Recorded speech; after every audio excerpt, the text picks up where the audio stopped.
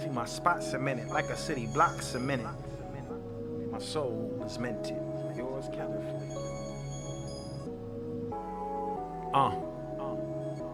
Yeah. Skidda from the bladder. Yeah. Enlighten. Hot tea, cold water.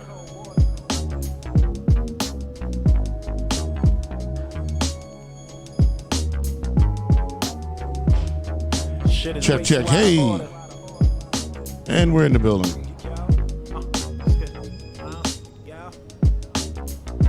Maria Davis. Oh, I don't sound squeaky. Maria Davis, we know Musa, you're in the room. We'll be with you in 2 seconds. We had a little technical difficulty. Getting through the Zoom. Getting through the Zoom room. Protect daughters. It's like Hey. hot tea, cold water. Check this out, man. Nowadays, everybody got mob ties. Why do we want to be tied to the mob? They send slugs to their people, they send drugs to our people. Is this why we want to be equal? It's getting cloudy, I'm just piercing the fog. That's word to Yafa Bay. I can smell a phony Tony from a block away. I'm so focused. They so bogus, they so bogus. We serve notice that there's evictions coming. You've been afflicted with a sickness, ain't no sense in running. Stand and face your judgment, fuck you and your budget. You can hate it, but you gotta love it. Golden nuggets now, pass the chicken. Finger licking, counting money till they stop the printing. Even if they stop the printing, you see my spot cemented like a city block cemented. Yeah, my soul is minted, yours counterfeited. I'm way more committed, forever counterculture. Too alive for vultures. It's like Hot tea, cold water.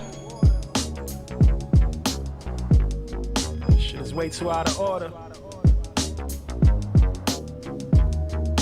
Do your countdown and do your weather, and then we'll talk about current events later. Shit is way too out of order. We gotta protect sons, protect daughters. I need a mic like yours. Mine be hot tea, cold water. I put it on that so it wouldn't. Y'all can talk to the side. You be like this. But I look strange talking to the side. Take pride in making nightmares of your dreams. So it seems that they're all ready to rock and roll? Yes, we are. In the sand, hold it down the best you can as a man. All right, and here we go. Once again, this is the Maria Davis Can't Be Silenced podcast. Rock Logic's in the building, and I'm back, y'all. I'm back. I've been gone for a while. Yes, he's been on a hiatus. You know what I'm saying? But I'm back in the house. Rock Logic's in the building. I'm hanging out with Maria, and we're going to have a good time tonight, as usual. Right now in New York City, it's 67 degrees, and it's sunny outside. You can wear a little jacket, you know. Feels a little funky. There's traffic coming across the Triborough Bridge. When I was coming in this afternoon, big shout out to all of y'all on the LIE. I saw y'all swelled up when I was out there at about 3 o'clock. You know what I'm saying? And this goes to all my cab drivers that are tuned in right now. Because if you don't know, not only do we podcast live to Facebook, live to YouTube, live to Twitch, but we also go live on platforms like Tuned In. So a lot of people tune in their cars and they check us out on their radios. You know what I'm saying? So that's how we do it. Welcome to the Boardwalk Global Media Network. Big shout out to my man Al Pizarro and all that stuff that went on this week over at the Hip Hop Boulevard Jazzy J Day, which I hosted, and we had a good time. You know what I'm saying? So it was a good weekend. Happy Columbus Day. But of course, it's not happy for the Indians. Forget that. You know what I'm saying? So I'm going to say this. Happy Indigenous People Day. That's it. I know what's happening, Maria. I'm on point. And Joe Biden signed a proclamation. It's not federal law, but he signed that today is Indigenous People Day. All right, then we're going to do it. 1, 2, 3, and bang. Yes, indeed. And right now, what you see on the screen, it is me, Rock Logic, in the building. We got a lot of things going on today. We got Musa in the house. We got Monifa coming on. A lot of people coming on. A lot of guests coming on. So we're going to have a good time today. And I'm going to turn the show over to the host with the most, Maria Davis. Can I see myself? Yeah, here you Can go. I see Musa? Good evening, good afternoon, everyone. Love you wherever you are in the world. You could be in England, London, and India, Thailand, Australia, Singapore, Singapore, Puerto Rico, Dominican Republic. That's right. Cincinnati, Ohio. That's right.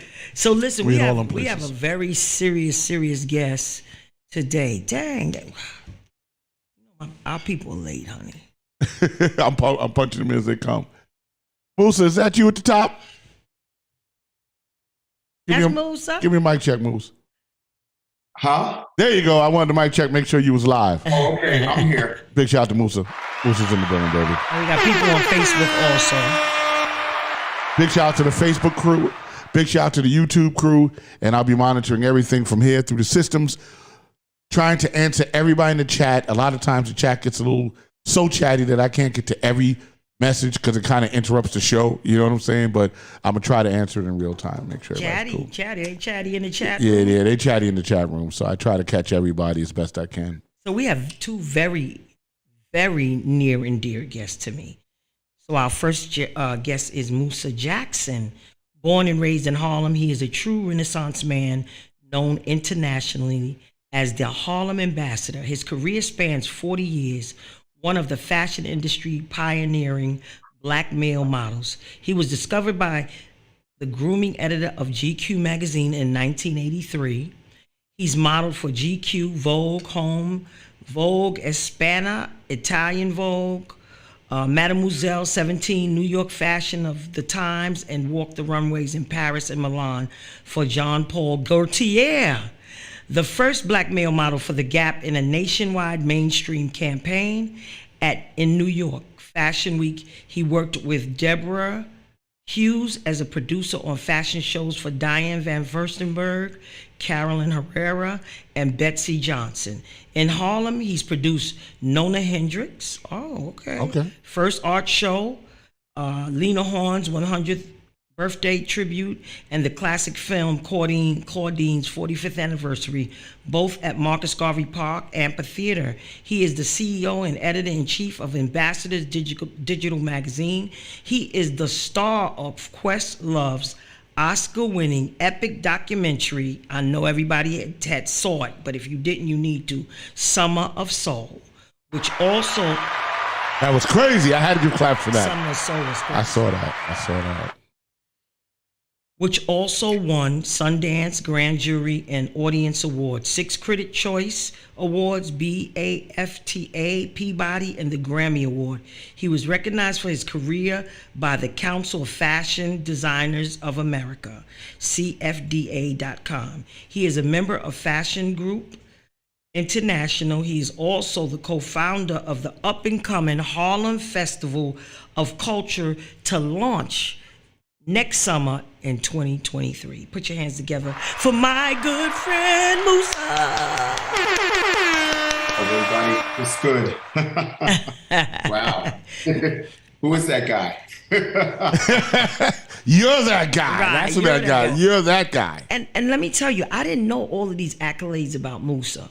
You know how I met? Well, I must have met Musa a long time ago, but during the pandemic, I called Mona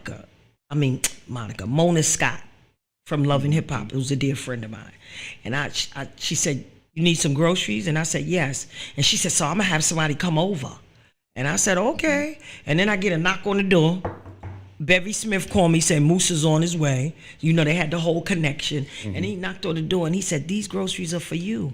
And he said, "Maria, you know we love you." And I busted out crying. I was like, oh my God. Just to have somebody of his stature come and bring you groceries to your home. Right. So that's what all the other accolades is great, but to me, his accolade is being a human being. Absolutely. In rough times. Yo, big shout out to that. Because we got to give to the community. Nah, we're going to shout you out, baby. Don't worry about that. We met a long time ago, Maria. We met, we met at, I think it was Soul Cafe. Oh, and it was, wow. We met at the opening of Soul Cafe with, I think Malik was yes. He was running that. Yes. And that would have been like the mid 90s, I think. Yes. Somewhere around there, late 90s. Yep. So that's when I actually met you the first time and was, we kind of, we spoke. So it wasn't like we got close or anything like that at that point. But I had been hearing your name and heard the great things that you do, and that resonated with me. And so when I got the call from Mona by way of Bevy Smith, I was like, tell me where, and I'll drop it off. He sure did. And it was true. That's what happened. And I think that's one of the things about growing up in Harlem is that, if you really grew up here. Right. If you really grew up in Harlem. Really from here. 'Cause I'm going to be 58. So I'm of a certain generation and my mom's close to 90 and my father's like 100, right? So I'm of a generation of where we stuck together. And, I don't give up where you go in the world. That's what you do. And, whether good times and not so good times. It's not always in negative times, it's good times too. That's right. We band together. So, we've been friends ever since. So and I'm glad, listen, I'm finally on the show. Finally, because let me tell you, I used to have to run up on Musa and give him the cut eye. Yes, you did. Yes, she did. Yes, she did. And so that's how I got him on the show. I was walking up 8th Avenue. He was sitting outside. What's the name of the restaurant? And talking to one of the managers. What is Melba's? No, 118th Street when you was sitting outside, 119th across from Chase. Vinatieri. Yes. And you introduced me to, I guess she was maybe a host or a manager or something. Yeah, it was Bonnie. Yes. And I said, Musa, you owe me one. I do. And we set it up after that. Nice. We are glad to have you on, black man. Thank you, brother. I appreciate it. Musa, what school did you go to? I went to High School of Music and Art when it was on the Hill. Oh, okay. That's where, what's there now? It's now, wait a minute. Not Aaron Davis. It's a dance theater. No, it's not. It's on 135th Street and Common Avenue, right across from City College. And it looks like a castle. And Thurgood Marshall. Well, what? Not Thurgood Marshall. It's another name of the school. Not Thurgood Marshall. Isn't it Bread and Roses? Randolph. Yeah, no. Who's that? Johnny Walker? Johnny May? I can't remember. What's Randolph, 135th and Convent. She said Randolph. Yes, did you go there? Did you go there too? My son went there. Oh, wow. Loverboy TJ. Randolph. Okay. Well, the last class to graduate there in the actual building as music and art was 1984, 85. I'm the class of 83. Oh, okay. Oh. And all that was over, when my son got there. I got to ask you a question, Musa. They need to put that back in all the schools. And wait a minute. And my homeroom class, we graduated together. We were in homeroom for 4 years. From 79 to 83 was Ricky Walters and Dana McLeese. Wow. And Ricky Walters would become Slick Rick. Yeah. Oh, get out of here. Dana Dane. And I sat between them for 4 years. Nice. And they got on my nerves. Hey, Musa, you know Esther Perry from Music and Art? Esther Perry? Yeah. Esther Perry. She was Esther Perry. I think Esther Perry is my class too. Yeah, yeah, Esther, yeah. Esther Perry. Yeah. Yeah. She was doing ESP. You talking about ESP? Desiree Coleman. She was big in the over there. Desiree Coleman. Yeah. Same year. Me and Desiree graduated same year. Carl Hancock Rux. If that's that's a poet. He works Harlem Stage now, executive director of Harlem Stage. Artist named Diane Smith. She's a sculptor. Yeah, we had a good year. Oh wow, that's great. That's great. I'm texting Dana Dane right now. I'm telling him to get his behind over here. I'm going to text him right now. You gonna say who? No, Dana Dane has a very good memory. Oh, then you gotta tell him. You'll tell him Stacy. Just say that. Okay, say Stacy. Yeah, just say Stacy. That was my name in high school. Well, let me shout out Johnny May because this Sunday she'll be on the new show. It's called East New York. Oh, that's the joint. That's the it's a police show. Right. It's very popular. Johnny May is going to be on this Sunday. Johnny May. Congratulations. She was on Wolf and Wall Street. Remember? She was in Wolf of Wall Street. Yeah, she was the housekeeper. The housekeeper for for Leonardo DiCaprio. Yes. Johnny May. And I love the residuals. Still getting started. She said, "I love the Got one on residuals." Saturday. I was like, thank you, Lord. She been on Law and Order. Wow. She been in. Johnny May is a Scorpio hustler like me. Okay, we love that. Yeah. So Musa, you went what elementary school? So that was an elementary school and a high school. No, that you that went was to? high school. Where did you go for elementary school? Elementary school. I actually went to private school. Oh, okay, all right. And so here's the thing. So you all know me from Summer Soul. People now know me around the world from Summer Soul. I was a little boy. They go through my brain to tell the story of a historic festival that took place in 1969. Wow. So my parents were activists. My father worked with Malcolm X. Oh, wow. My father was a Harlem organizer for Congress of Racial Equality. He knew him as Detroit Red in the 40s. Yes. And he changed. My father is older than Malcolm. Get So out he of was here. younger than him. Just keep it. My family is ingrained in a lot of the history of Harlem because we got here right before the Renaissance, 1918. So we, kind of grew up, but regular people. I grew up in the projects, and so, but what people got to understand is that regular people made huge impacts on the world. Yes, absolutely. Okay, that's y'all got to get past this myth. Mm-hmm. Of putting people on this pedestal and making them look like Mount Rushmore. That's not true. That's right. They walk my mom used to always say that they walk the streets like everybody else. They effed up like everybody else. Okay. They might be historical figures, but we knew them as regular people. Mm-hmm. Like you see them now. Okay. And so in 1969, I got a scholarship, which was one of the first scholarships to outside of Harlem to go to private school, white school. And that was a big deal. It was like the whole family had to be in on that because I was 4 going on 5 years old. And it was a big deal. We couldn't afford it really because they had to pay for uniforms, all the type of things that went outside my mom's budget. And the neighborhood got together really, and my family, and made sure that I went to private school because I got an education. And people like James Baldwin were in on it, and Lena Horne, and people like that as I got older. So I've always been, so hence the Harlem Ambassador title. I was raised by icons. That's right. That's right. Real icons. So okay? Not historical icons. This is facts from the projects. Let me tell you something. I grew up in Mount Haven projects. I grew up in Dewitt. Shout out to Dewitt Clinton in East Harlem, and near Lehman, right next to Schaumburg, right next to right next to King, right next to Washington, right next to Jefferson, right next to Carp, all of them. So but my family also lived on 128th Street and Lenox Avenue. So I spent a lot of time there, as well as on 149th and Edgecombe.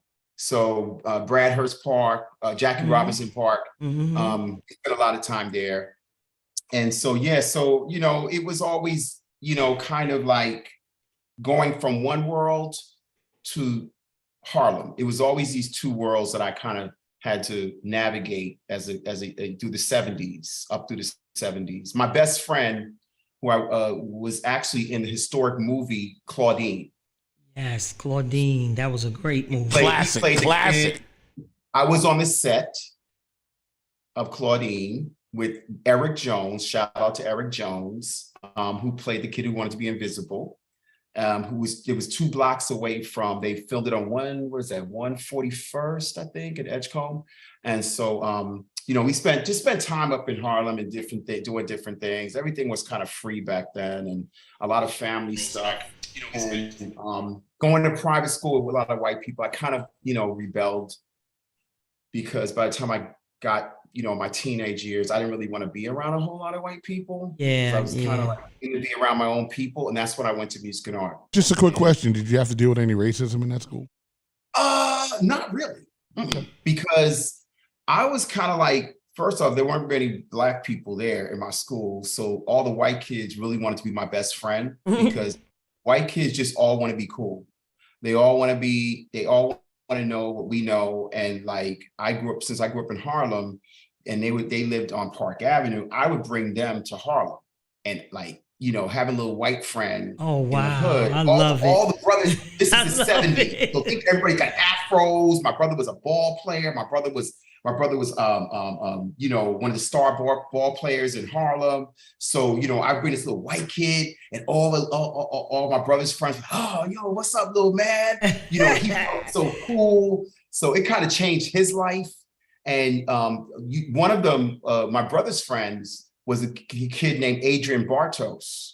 And he grew up to become DJ Stretch Armstrong. Get out of here. Okay, I okay. love Stretch Armstrong. Stretch Armstrong. So like a lot of the kids that we had in our hood, the Black influence Right. took them over. Right. And they became, white icons in the hip hop world. DJ Stretch Armstrong is one of the most iconic white DJs in history. Right. Facts. Yeah, no doubt. Him and Bobby. Am I right? Yeah, absolutely. His beginnings, what I'm saying, was coming up to Harlem through my brother and me. Oh, wow. You know what I mean? So that influenced him. And there's others like that I could name that are in the music industry that, Craig Kelman is another one. He became the president of Arista Records. And Atlantic Records. Atlantic Records. Kelman. Yeah, Atlantic, yeah. I know him from first grade. So it was things Oh, like that. Lord, you know him from first grade. First grade. And it was, but you see Wow. that what we don't understand sometimes is what we do understand, obviously, is that our influences with them start so young. You know what I'm saying? And that if you have friends like us, they don't go the same route sometimes as their parents. Absolutely. Or they do the business side of it and bring our culture with them. You feel me? Yeah. So I saw a lot of that coming up, and just always, as a kid, just kind of like, watching people.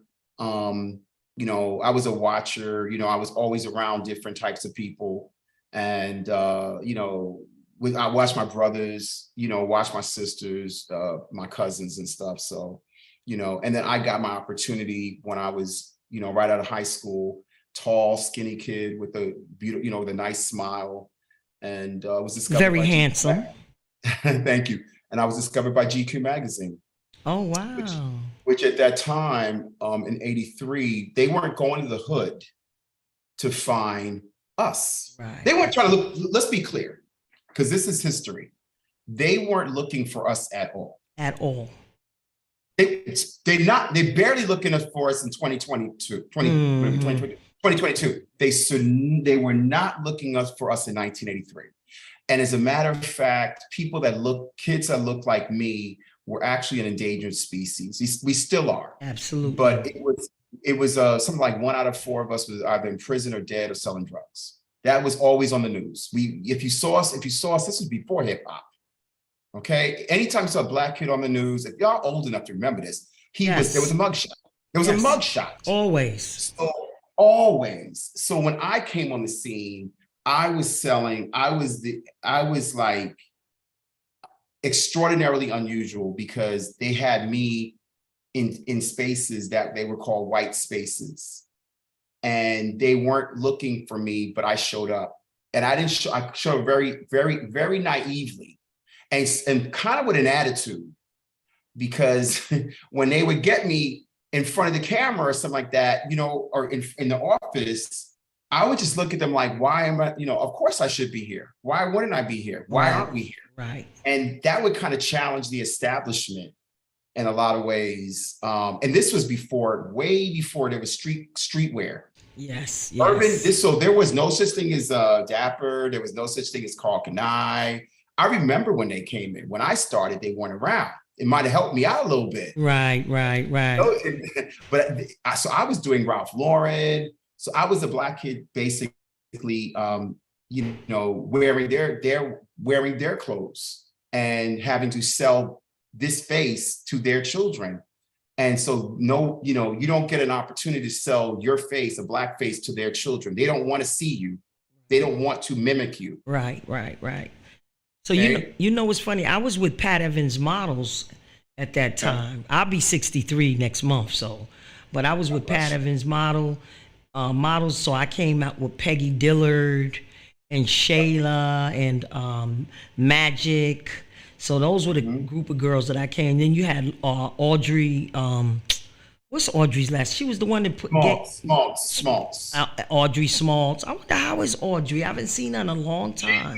She's good. She's good. She's really good. I saw her like, last month or so, and I also saw Sharon Magic, Sharon Jordan. Do you know that's my sister? Sharon, you need to get her on the show. Sharon is a fly. Oh no, I'm good. Still look good. Sharon is wonderful. I love her to death. And she's a minister. And she's a minister, and she's had an incredible long career. She's also teaching modeling to people that want to get in the industry. Oh, I have to have her on my show. She used to babysit for me too, because I had my son at that time. So when I would go on calls and she wasn't on the call, she would babysit my son for me. Oh, nice. Yeah. She's wonderful. She's very positive, very supportive. And always have been. I got to meet her when I first came in the industry, and y'all have been in there before me. But like I said, there weren't really any young Black men, and so there was certainly none from Harlem, not one, not until me. I was the first from Harlem, and because they weren't looking and checking for Harlem, as fly as Harlem is, Harlem was still a ghetto in 1983. And it wasn't the way it was back in the 50s and 40s. So it was really to them kind of dangerous. And because I had, I guess, that private school education or whatever, I was like, what do you call it? Mainstream or something like that. Right. So I was able to, they didn't really know I was from Harlem. But when I got in, the first thing I told them was I'm from Harlem. Okay.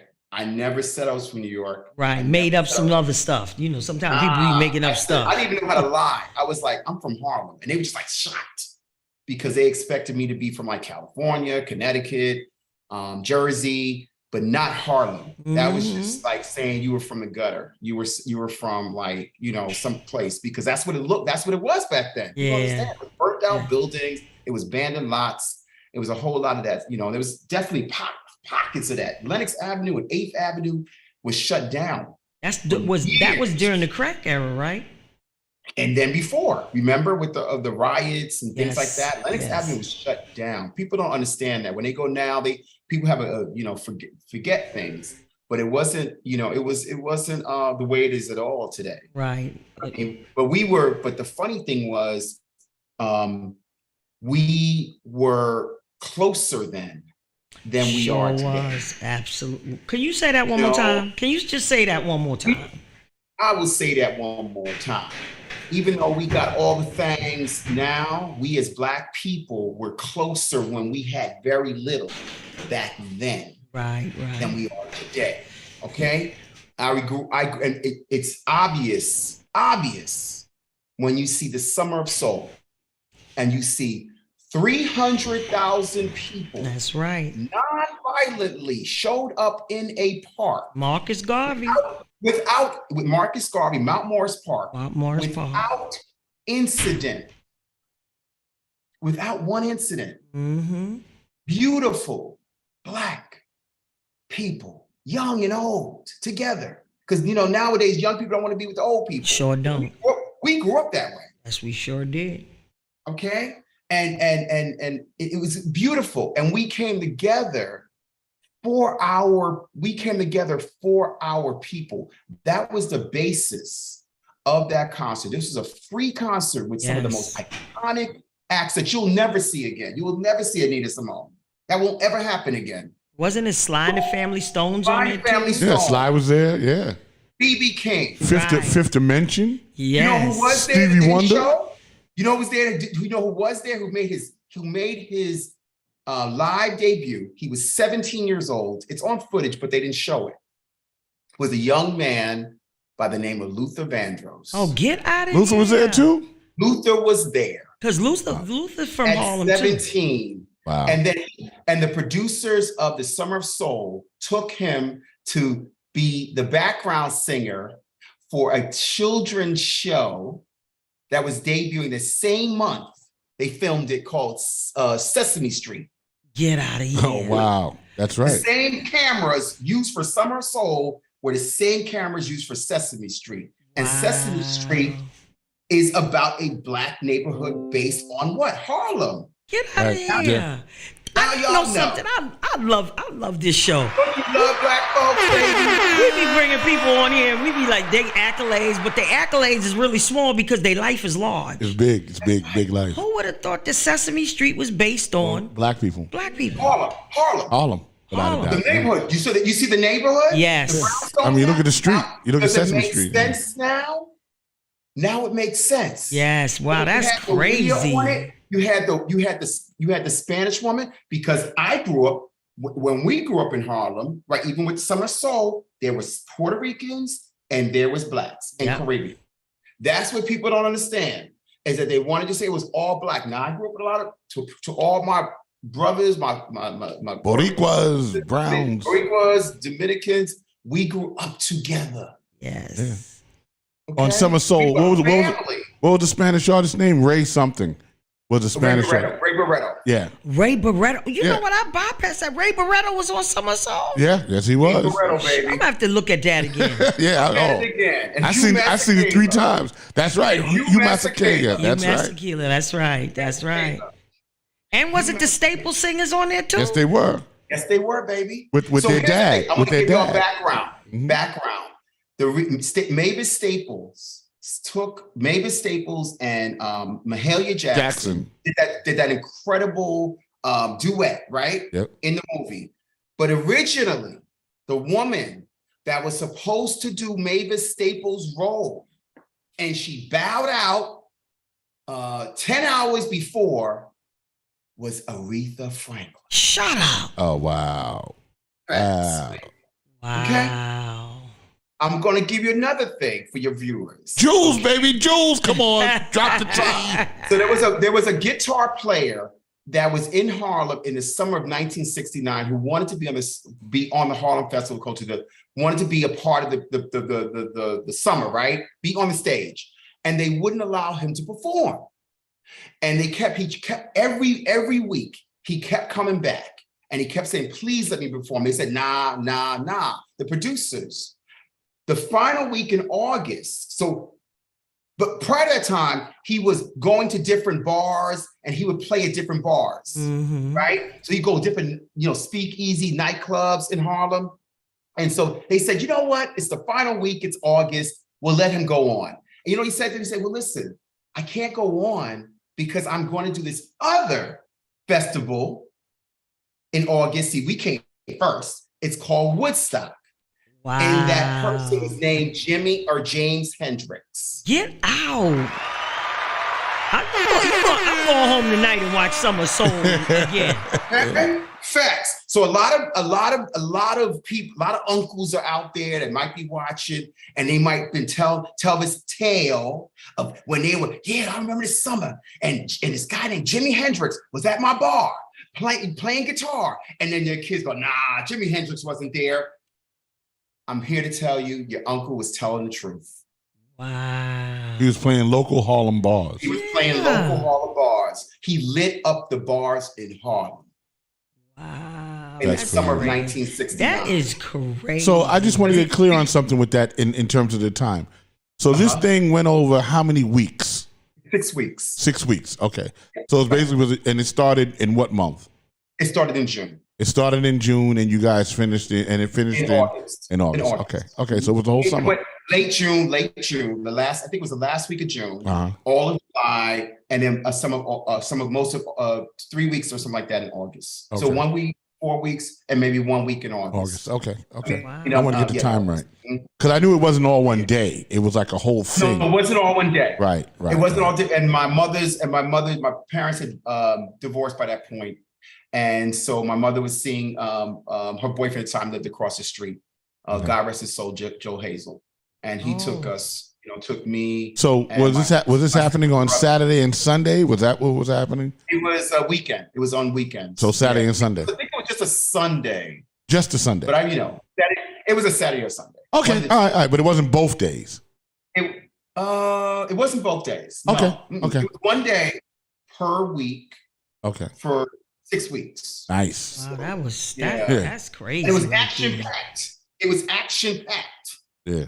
Okay, it was action packed because when you have Gladys Knight and the Pips, Yep. David Ruffin, Stevie Wonder. Then the next time is gospel with Mahalia Jackson, Mavis Staples. What's her name? Oh my God. An Oh Happy Day. Oh, Happy Day. Eddie Hawkins. Oh, Hawkins, yeah. Right. So that was gospel weekend, right? So they had that, and then they had oh my gosh, Nina Simone. Right. I saw Nina. It's Dimension, and da da da da. It was just, it was always something, and it was. Is it all was of this always- documented? It's all documented on film. Yeah, the film came out. It's called The Summer of Soul. That's it. Okay, I saw it advertised. I got to go get it. Oh, you got to see that. Yeah, Summer of Soul is Hulu. crazy. Summer Soul. It's Okay. historic, and it literally transports you back to 1969. Yeah. The footage is so clear because Hal Tolchin was a director, and he was a bit ahead of his time. So he had 4 cameras facing the sun. So no, I'm sorry, the stage was facing the sun, Right. to get light. And and the sound system was so clear. So he tried, so he had like 50 hours of footage after it was all said and done. He was trying to put something together, and he was going to try and sell it afterwards, but nobody wanted it. Can you believe that? All those artists on there, nobody wanted it. And then when they found out that they were going to do Woodstock, they said, well, we can't show this because it's not going to give the same appeal of Woodstock. So what they did was those film was kept in a canister, and no one wanted to buy it. They made sure of that. So he tried for years. No one cared. And it sat in his basement for 50 years. Wow. And thank God it was in his basement. Cool. Something about the temperature. That's correct. From disintegrating. So it kept it in perfect condition. That's correct. So when Questlove was approached by Robert Fivillon, when he was approached by the producer who had it, Questlove could not believe what he had. And he was just like, he said he listened and listened to it for weeks on end. He called everybody he knew. And there were people that remember, but there are people like myself. Like I said, I was a little boy, and I always tell this to people, is that take your children. My mom, she is with us. If she's watching, I love you, Mom. I love you so much. Thank you, Mom, because she always exposed her children to culture. Absolutely. And I always say this to every parent out there. If you do nothing else, expose your children to their people and their culture. Because let me tell you something, it will change their lives. It changed my life. It's the very thing in my life that put me on a course to the career I have today. There's no accidents that I am now the producer, co-founder of the reimagining of the Summer of Soul that will happen in 2023, along with Michael Vivens, along with, I can't mention a few other names that are that want to reimagine what that will look like in 20. We'll bring back some legacy acts, wink, from that time, wink, that will be now no longer the new people. Remember, Stevie Wonder was 19. That's right. Alan McCool was 19. Gladys Knight was 20 or 21. Well, now they come back and we get to give them their flowers. Oh, that is And so... I'm no longer 4, I'm almost 58, and I get to give it to them from Harlem. And my mom, she's still alive. Thank you. Please let her see 2023. That would be that's beautiful. And that's Harlem. Yeah, that is Harlem. Hey, That's Harlem. I always say it like that. People say I'm very passionate when it comes to Harlem and my people in particular, because when you see the film, you see who we are and what we are, baby. We the best on the planet, yo. We the best there is. That's all I'm gonna say. And my white friends, if you're watching, I always talk like that in your presence. Never ever. I get like my grandmother when I talk. I never ever shy away from that. I let them know. I said, we the best. That's right. Rich white We the people. I have a best. lot of rich white friends, and I tell them, so we're the best. I'm just going to say, Renee Mickens wants to know where's Summer of Soul actually playing. It's on Netflix, if I'm not mistaken. No. It's on Hulu. It's on Hulu. Okay. On Hulu, yes. It's on Hulu. Yes. Yep. Okay. So Renee, it's on Hulu. Yes. Because Yeah, people are asking. you right have now. to see that. If you didn't see Summer Soul, oh my goodness. Yeah. But you So, know, yeah. so Musa, I hope I can get a job. I hope I get the opportunity to work in the Harlem Festival too. So come on through, baby. There's plenty of opportunity there. There's gonna be a lot of opportunity at that festival. So, it's a community. I want to say that it's for the community. Okay. And it's yours. We have the community in mind in terms of how we're really implementing it. A lot of the things, and I have to jump off soon, but a lot of the things that were implemented in the movie, which was unemployment, which was the drugs. Hold on, I'm on the phone, y'all. That's Harlem. That's Harlem. That's Harlem, right? It will be implemented.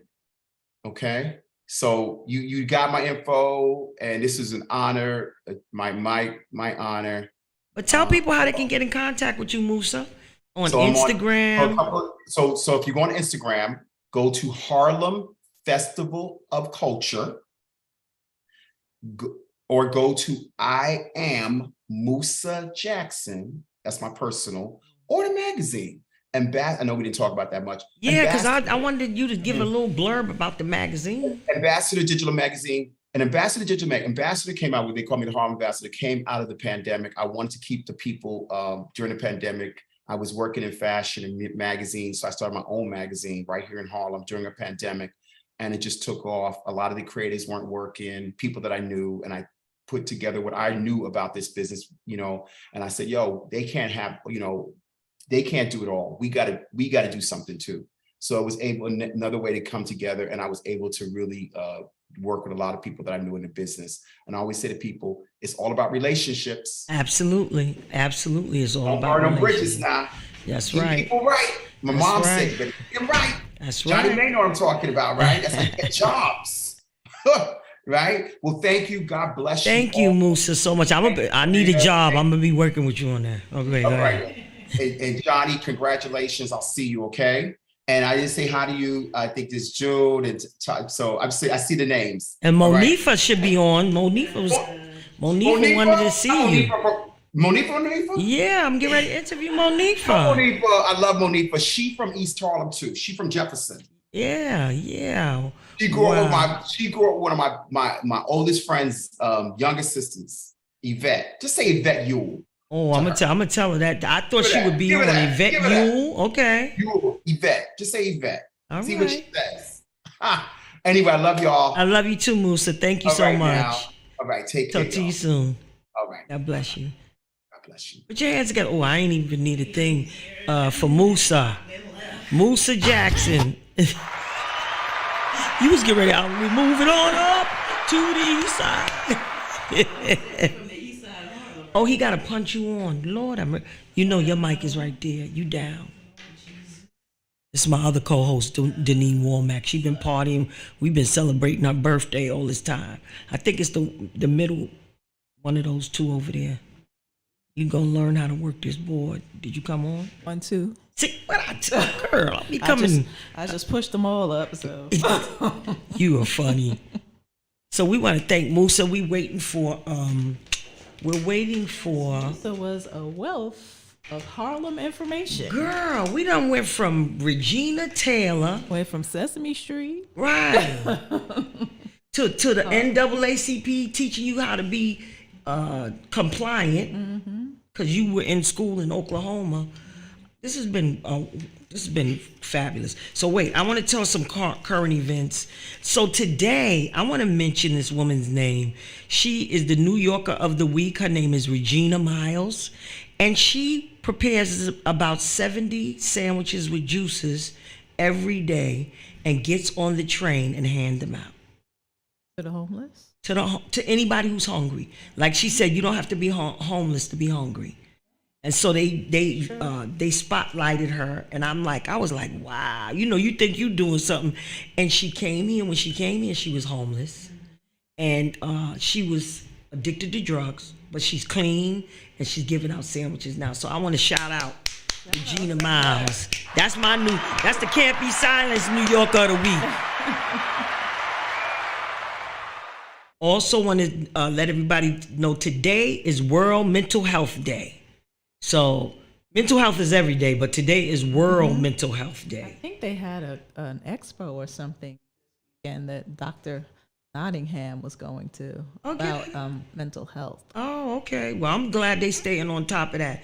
And then this Saturday, I am marching with my good friend Erica Ewing. Gotta Stop. She has an organization that talks about domestic violence and Stop the violence. Yep. And stopping the violence and trafficking of young women and young men. I'll be walking with her. It's the Purple Sisters Domestic Violence Walk. And I'm going to be walking. We start on 145th and we walk all the way to 162nd in the Bronx, Grand Avenue. And so I will be, and once we get to the walk, the end of the walk, there will be a whole resource fair for people to get information on domestic violence and some health information. And Erica will be selling her because she has domestic violence clothing. yeah, she sure does. So Accessories. So I just she'll got- be selling that. you saw my little bag, got a stop around my shoulder. Then she just ordered me a jacket. Yes, for my birthday. And then Johnny, when is Johnny Walker? Your birthday is what? October 27th? mean Johnny May? Johnny May. Johnny Walker. Johnny May. October. I'm in October. You in November. That's okay. You're going to celebrate with me on November 19th, the day party where we play cards and Scrabbles at my She's friend's another- Black-owned comedy club. So she's another Oh Scorpio. yeah, I got to get over there. I've been meaning to. Girl, it is fantastic. Who do we see this weekend? Deneen Drew celebrating. Frazier. We saw Brooklyn Brooklyn Mike. Mike, yes. Spaceman. Brooklyn Mike perform. Yes, he girl. did. And you know who they had last He week? used to leave the baby on the bus. You funny. Tell a joke about the lady leaving the baby on the bus. But wait a minute, Johnny May, you know who else performed? What's his name? Chill. Daryl. Daryl Chill Mitchell from House Party. Well, not House Party. He's on NCIS. Well, he's on a lot of things, yeah, but he's on the- originally we saw him Right. Yeah, at big House time. I need Party. to get over there and do me 2 minutes or so. Oh, you do comedy? You can. You can. They'll let you get on there. I used to hang out with the Uptown Comedy Club. Yes, you with, sure did. Monteria. Monteria Oh, Ivy, yeah, Kevin well, Brown. Yeah, Yeah. Jimmy. Yes. Yeah. And so also, today is Indigenous Day, right? Yes, it is. It is Day. Indigenous Day. So we don't celebrate Columbus Day because So- they rob, steal, and Raped. And everything else. yeah. So what happened with Joe Biden? You said Joe Biden did something about Oh that. yeah. He made a proclamation today, and he declared today as the Indigenous People Day. It's not a federal holiday, but it's to acknowledge Indigenous people. I'm sorry it took this long. After they done killed them with the diseases on the blankets and all that kind of stuff. And bumped everybody off. Yeah, bumped everybody off. But the indigenous people, the Native Americans, they still got their reformation. We black folks never got. Girl, they stole us. They sold us. They bred us. Now we want reparations. I don't know why they can't figure it Still out do for it us. today. And still doing it today. As long as you incarcerated, that's a whole nother world of slavery right there. Yeah, believe it. Might have to That's text why I like what Monifa Musa and was find out saying where she today. at. You know, bam, bam. Well, she said she's going to come in around 6, right? Yeah, she's gonna come around. And we just finished. We just finished. Okay. And I also want people chopping to it up know that now. in November is another big day. November 8th is the general election day. Yes. And so I'm and gonna when it's early election. and early voting starts October 29th to November 6th. And who are we voting for? You What are gonna- the offices? You're gonna do your Congress, Senator, Governor, Governor, Okay. and we have 4 proposals. So I want anybody listening, go on to the Vote NYC website, pull up the ballot, print it out, because on one of the other sides, I don't know if it's going to be a 2-page ballot or it's back to back. There are 4 proposals that we need to know about to vote on. So What we are they can talking about? actually- You know what they are? What are they talking about? Racial equality for us and how to make it a law that they can stop looking over us every time they want and put another person in. So that's 3 proposals with that. Okay. And Okay. then the fourth one, I'm not sure, but I'm going to be doing research. I'm going to have Senator Cordell Clear on, and she's going to clear up Yeah, what those proposals are. what the Because proposals. So a lot of times those will be in the booth and people don't even know that they're even up, and they just click yes to it or no to it without having any information about it. And So, so that's why we stuck with ranked choice voting, right. because okay. people didn't think it was important to vote. I keep telling people, when you don't vote, you still vote, because you voting for the other person. Right. Yeah. Yeah. It's No vote is a vote for the other person. right. No vote is the vote for the other person. So we want our people out here to be educated. I'm going to be in the street. If you are turning 18 by November, you still have to this Friday, October 14th, to register to vote in the November 8th Elections. election. Yes. So I'll be out there in the street Friday, Thursday, and Friday registering people to vote, because this is important. This is about your money in your community. It's about everything. But It's you about know- your life. But wait, let me tell you what's very interesting. So Hochul and all of them marched in the Columbus Day Parade today. Uh-huh. But in the African American Day Parade, They ain't we ain't see not near one of them. Ooh. That's right. They march for the Italians. Right. They marched for Germany the, still doing it. yeah. So I want people to remember that too when they go in the booth. And they should remember that. Yes. You know what I'm saying? Those little snubs. Yeah. You know, So that they why do. didn't you march in our African American parade? Right. Janine, Sorry. today's your birthday? No, it was No. September 25th. I'm just looking. I'm seeing happy birthday, Janine, in the chat. Oh yeah, because we've been celebrating. We We're celebrating all month. Oh, that was happening. We done moved it It's into Libra October. season. I'm seeing in the chat like happy birthday, Janine. I'm like, what now? I thought it was the other day. And we want to shout out Yasmin Cornelius, who also celebrated her birthday too. And Had a we good time at Mad Soul Day Party. We Yes. played Family Feud. How was Family Feud? It was. That was carrying on We had over our there. own little, Steve Harvey. Wait, who was Steve Harvey? My friend Donna's husband. Oh, was- okay. So So y'all did Family Feud during the Yeah, because I bought Jenga, I bought the cards. But Oh, they, nice.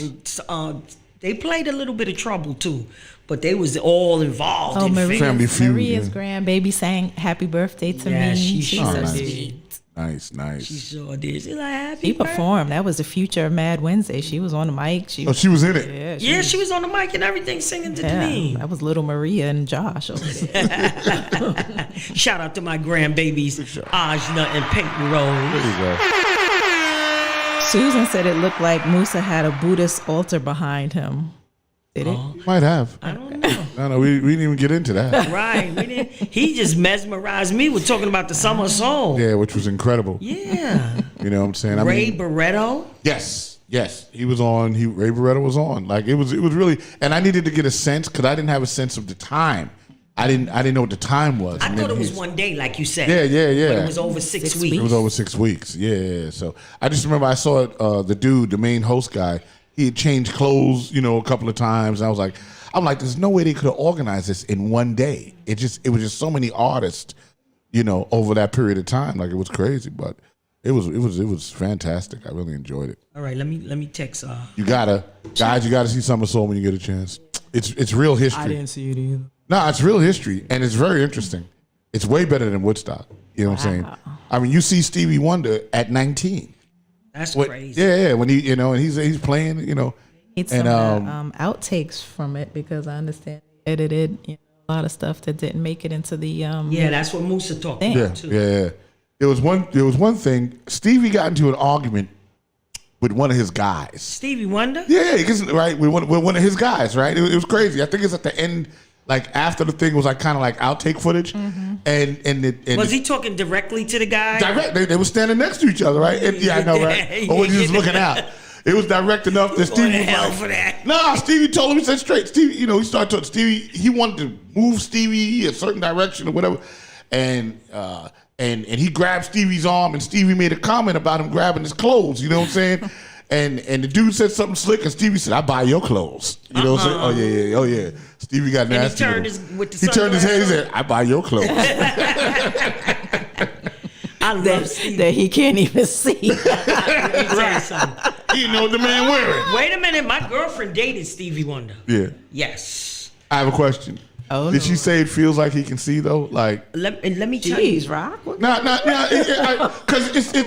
because I worked with him and he didn't seem blind to me in the studio. You know what I'm saying? Like he didn't, Ray Charles. I was Yeah. like, If Ray Charles took them glasses off, unless I saw his eyes or something, because he was feeling women's arm, he could tell what size they was. Like Stevie, I guess once he mapped out how the studio was, he moved around the studio like me and you would. So I thought it was that's why I wanted to ask, like, in their relationship when he was home, you know what I'm saying? Did he really seem like he was blind? You know what I'm saying? No, she said he was a wonderful human being too. Yeah. Very nice to her. Yeah, that's incredible. Yeah, he was great. He was great. Let me tell you something. Stevie Wonder is standing the test of time, and we're losing so many of our iconic music people, and I just think, just talking about the summer of soul, young people will never get, these new artists will never get an opportunity to. That was Denise. She pushed all the buttons. Oh, it was good. No, I just wanted to know which one. I just wanted to turn that off. So you see, I blamed it on her. Yeah, she reached over and did that. Yeah, it was me. Yeah, I own it. Yeah, come on, you can own this. Good. But our young people will never get the opportunity to experience the and how the artists moved in Harlem. Yeah. That was regular. To see Dizzy Gillespie, Cab Calloway, Right. they was in the Renaissance and the Savoy and all that kind of stuff. Right. We had a great, rich history. Cotton Club, Sure. Lennox Lounge. and people don't even understand it. Yeah, they don't even understand the music history and the richness that came out. I mean, the boxes that would come through. The boxes. Like Harlem was the place to be. You know what I'm saying? You come through Harlem, that's where you hung out, Sugar Ray Robinson hung out in Harlem. Joe Louis hung out in Harlem, Yes. Bumpy Johnson hung out in Harlem.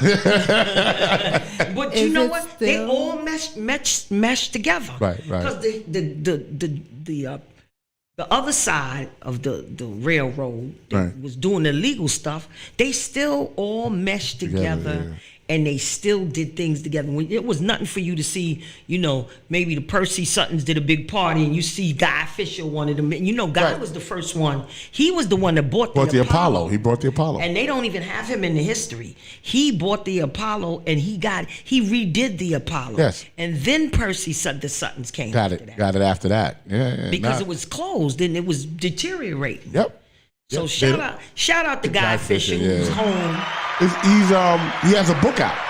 I'm going to get him to do our interview. Yeah, he should come on. I know the entire family. I'm going to call Whoa. Because he's got a rich history. Yeah, very rich history. So he'd be great to have on. Yes. He's Harlem. He's Harlem. Harlem all the way. He's Harlem. Him and Pee Wee Kirkland and all those guys are great to talk to because they got the stories. And Pee Wee Kirkland is still on 145th Street doing that clinic in the Riverside. Still doing it. Still doing it for the young people. Wow, big shout out to Pee Wee. I haven't seen him in years. I was Pee Wee's engineer when he was managing. He was managing YZ and a couple other artists, and that's when I first met Pee Wee actually, and he was great. And also, we want to shout out Lays Elliott. Oh, he got it. You know what? He got an award this weekend. He sure did. He got an award from 100 Suits. 100 Suits. 100 Suits. They're an organization that gives out suits to children, right? Trying to change the vernacular, right? They give them suits.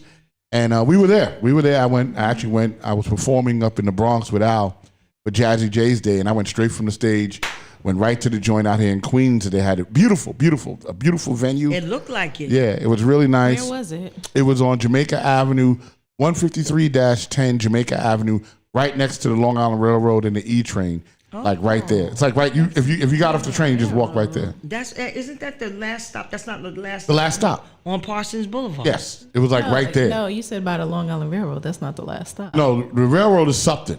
Right. But what do you call it? The E train is Parsons. Right, that's the last stop. The last stop. Oh, I think I know where you went. Was it the It looks like a Jamaica church. Performing Arts Center? Yes, Jamaica Performing Arts Center. And it was dope. Yeah. And I got to tell you, he had a lot of famous people that were there. Oh my God, there was a director and his wife, and the wife had produced Mean Girls or Good Girls or one of those shows, Girlfriends, and stuff like that. And then Lays and Dennis, we had our little OSG section. You know what I'm saying? Okay. So it was me and Principal Shine and Alanson Farrington and Simone and April Leone, and we all were at these two tables together. Oh wow! And when Lays went up, he called me, and Billy came from MOP. He came. Oh, Billy Dance. Yeah, so Billy Dance was there, and we went on stage with Lays while Lays gave his speech, and then Then Dennis came up and did his speech, and then they played Annie Up, and I was like, okay, like, is this appropriate? I mean, what are we doing? Annie Up. Right, yeah, okay. So I'm Drop that fool. Right, here's where I was at with Kidnap that fool. Correct. I'm like, is anyone listening to the lyrics right now? I'm just saying. Everyone had on these ball gowns and suits and stuff, and they're like, Annie Up, yap that fool. Kidnap that fool. I'm like, okay, word, like this is what we're doing, but it was good, and that was kind of like the peak of the show, really, because then we did a little piece of Annie Up, and then we sat down, and the food was great. I didn't have any drinks, but it looked like it was good. I wasn't drinking at the time. I jumped on the wagon a day too soon. Mm-hmm. So, but it was nice. It was nice, and he got 2 awards. Oh, he got 2. He has a citation and I think a proclamation. I'm not sure. It's just 2 citations. Oh yeah, one's from the Assembly and one's from somebody else. Assemblyman gave him one. And the senator, probably the senator. Yeah, probably the senator. Yeah. So big shout out to my brother, Lazy Lays. Shout out to Lays. He did his thing. It was a big weekend. Big shout out to Jazzy J Day. Everybody that performed at Jazzy J Day, and it was there, and it was great. I actually pulled Jazzy on stage when I did Say What and Shake What Your Mama Gave You, and told the story about how me and Jazzy used to work together and how he gave me my first job, actually, as an engineer. He gave me my first job. Yeah, I got fired from the crappy job at the hospital. And and Jay was like, hey, Rock, what are you doing? I heard you got fired. I was like, yeah, I got no job. He's like, I'll give you a job. And then I started engineering at Jazzy J Studio, which if y'all don't know, there was a foundation of the music industry, basically. That's Fat Joe, Digging in the Crates. That's Showbiz and AG. Yes. Yeah, it's all of that. You know what I'm saying? Diamond D and Grand Pooba and Brand Nubians. All that came out of Jazzy J's recording studio. So I had opportunity to work with those artists when I didn't know what I was doing. So it was great. I was training, making their records. Oh, wow. You know what I'm saying? So that was a big shout out to him. So, we kind of did that thing. What you been doing, Deneen? What's going on with you? What have I been doing? Let me see. I just want to know. It's my party. Yeah. With Maria. What is Shayla doing on November 20th? I was on Bob Lee today. Oh, you was on with Bob? Bob what happened? Mess. I'm laying in the bed, get ready to get up and shower. Bob Lee's like, Maria, can you come on in the next 5 minutes? I said, yeah, they do that, don't they? Done. So I had to go put my little African jacket on. Shout out to how did she say? I don't even know. Don't start me lying. Shinzia Fashion. Okay. And shout out to her. She comes to my Mad Wednesday. I should have worn my hat today. Oh yeah, Mad Wednesday is next Wednesday, October 19th. And then my birthday party is November 16th at Mad Wednesday. Who you got coming up on Mad Wednesdays this week? We're celebrating Yasmin Cornelius. We're celebrating LaRue's birthday. And he's bringing his Burn You movement, some of the artists that used to perform on Mad Wednesday. His what movement? Burn You movement. Burn You? Yes, honey. He gave me a lot of great artists. Okay. So you have that going on? Yes, we have that going on. And then, don't forget Saturday, October 15th, if you want to get involved in Purple Sisters Domestic Violence Walk from 145th Street into the Bronx. You can join us. Senator Cardell Clare will be speaking. I will be speaking. Erica Ewing will be speaking. And, we got to talk about the atrocities that how women who have been abused, I told them those order protections don't matter. Because the cops always show up like 3 days later, but then somebody else came with another point. Sometimes the women supposed to have the order protection, but then they still calling the man, right, and that's for fear. That's for fear. Right. It's not easy walking away, especially when you have children. You weren't working. The man been paying all your bills, and domestic violence is on men too. Well, I think it happens, but I think what's happening too is, I think that the police don't take domestic violence as seriously as they should. As my friend Lisa DeZort, who she was in the news over the summer because her daughter was the one that got shot with the stroller. Baby, right, the 3-month-old baby. He shot. Yeah. He walked up and shot in the head. Yeah, and this wasn't the first time he had done that. That's number one, that crime, and two, he had a rap sheet a mile long with violence, and he had gotten the police had gotten called to the house. He had warrants, and they didn't arrest him. Get out of here. They didn't arrest him. So, they didn't. And then what happened was, after he did the crime, 3 days later they got him. Mm. Oh wow. Yeah, but the dude been on the run for years. He'd been on the run for years. And somebody had to die for them. And somebody had to die for them to actually act upon the situation. You know what I'm saying? And that happened out here in Queens. They were living out here in Queens when that happened. Is that Monifa? She So- said she's coming in there. So you are so right about that. You know, domestic violence is not being No, taken as seriously as it Not should. taken. And Breast Cancer Awareness Month, please, if you have not had your mammogram in the last year, please, I'm going to tell you a number you can call, the American Italian Cancer Foundation. And I had the bus at my church this Sunday, and we 24 women got their mammograms on Sunday. Oh, nice. Yeah, it would have been 30, but they gave them the lunch from 1 to 2, and my church get out at 2, so we got to fix that. But if you're in need, early detection of breast cancer saves lives. So the American Italian Cancer Foundation bus is all over the 5 boroughs, and if you're interested, you could call them at 877-628-9090 and schedule your appointment, especially for those that are not insured. The mammogram is free. We did a homeless lady and did her mammogram on Sunday. That's why I love them. How did that come about? She just walked up to the van and Well, yeah, they took walk-ins. They can do up to 37 people. walking by and Yes. said, hey. So Yes. did they get the results right on the spot? Well, I'm sure they probably give somebody's number or somebody's address where they can receive their information. But you know, across the church is kind of like St. Nicholas Park, Right. and people can go in there. I mean, people are living in there. We in a mess right now. That's all I can say. We in a tizzy. All right, so right about now, guess what? Guess what? Your guest has just appeared. Who? Monifa? Monifa's in the house, y'all. Big shout out to Mo in the house. Look out, looking fabulous. Let me see. I can't see. I got you. The nutty, because I have a few things going on like we all do, right? But after I confirmed that with Maria that this was live stream, you know, and I had to kind of like look like a little bit of something. Oh Lord. I went on to start planning my significant other.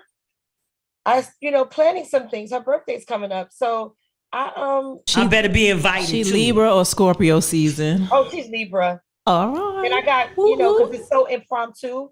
Because I got because I'm working on Man in the House and other things, and I'm just like grabbing everybody. Yo, meet us here tomorrow. Okay, wait a minute. Don't say another word because we got the specialist, Dean Womack, will be reading a bio. Sure. Oh, wow. Okay. Let me introduce you properly. Back to you, Deneen. Monifa was born and raised in the Spanish Harlem section of New York City. Her mother was an administrator at the Episcopal Church Center, and her father was an administrator at Harlem Hospital. As a child, Monifa demonstrated an interest in singing and performing and was cast in an off-Broadway production of A Midsummer Night's Dream. She attended LaGuardia High School of the Performing Arts and began her career by singing in a band called Rapture. She later went on to tour as a backup singer for Maxi Priest. In the early 90s, through her association with the late rapper Heavy D, she burst on the R&B scene with her hits I Miss You, Come Back Home, You, and Touch It. Her songs have been featured on the soundtracks of New York Undercover and the movies To Wong Fu and Dangerous Minds. She starred on TV One's reality show R&B Divas Atlanta. The show gave a glimpse into the personal and professional lives of Monifa and her peers, who included Faith Evans, Angie Stone, Selena Johnson, Kiki Wyatt, and Nikki Gilbert. Monifa is currently starring in the urban stage play Man of the House, a story of domestic violence where the man is the victim as opposed to the abuser. The play is running every weekend in October at the Soho Playhouse. Ladies and gentlemen, welcome our special guest, Monifa.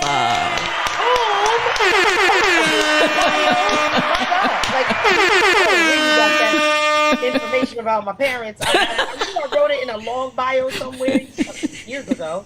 But okay, Janine.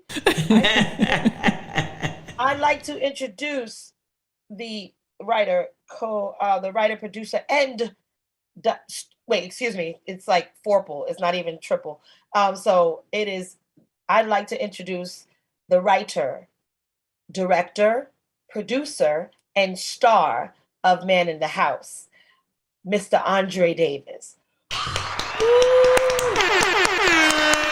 At first, I thought that was my brother that finally came in to see my show. I said, he a Davis. I'm Maria Davis. I was getting ready to say, that's my brother, Sharif. He finally came on my Can't Be Silent podcast. We related somehow. Hi, welcome, Andre. Thank you for having me. So this is a play you wrote. Right. Mm-hmm. Oh, okay. On the flip side of a man being abused, how did you come up with that subject matter? Yeah, so this was my first time coming out as a writer-director. So I wanted it to be something that was meaningful, impactful, and something that you don't really hear a lot about. So I'd done a bunch of plays as an actor about domestic abuse, and it was the storyline that we hear most commonly, where the female is abused, and then she falls in love with the next door neighbor by the end of the play, and then they ride off into the sunset, right? So I wanted to kind of flip that and show what it would be like if the man were the victim and the abuse was not so much physical, but it was more verbal and emotional. And so that's how it came about with Man of the House. And how did you find Monifa to do it? Creepy story.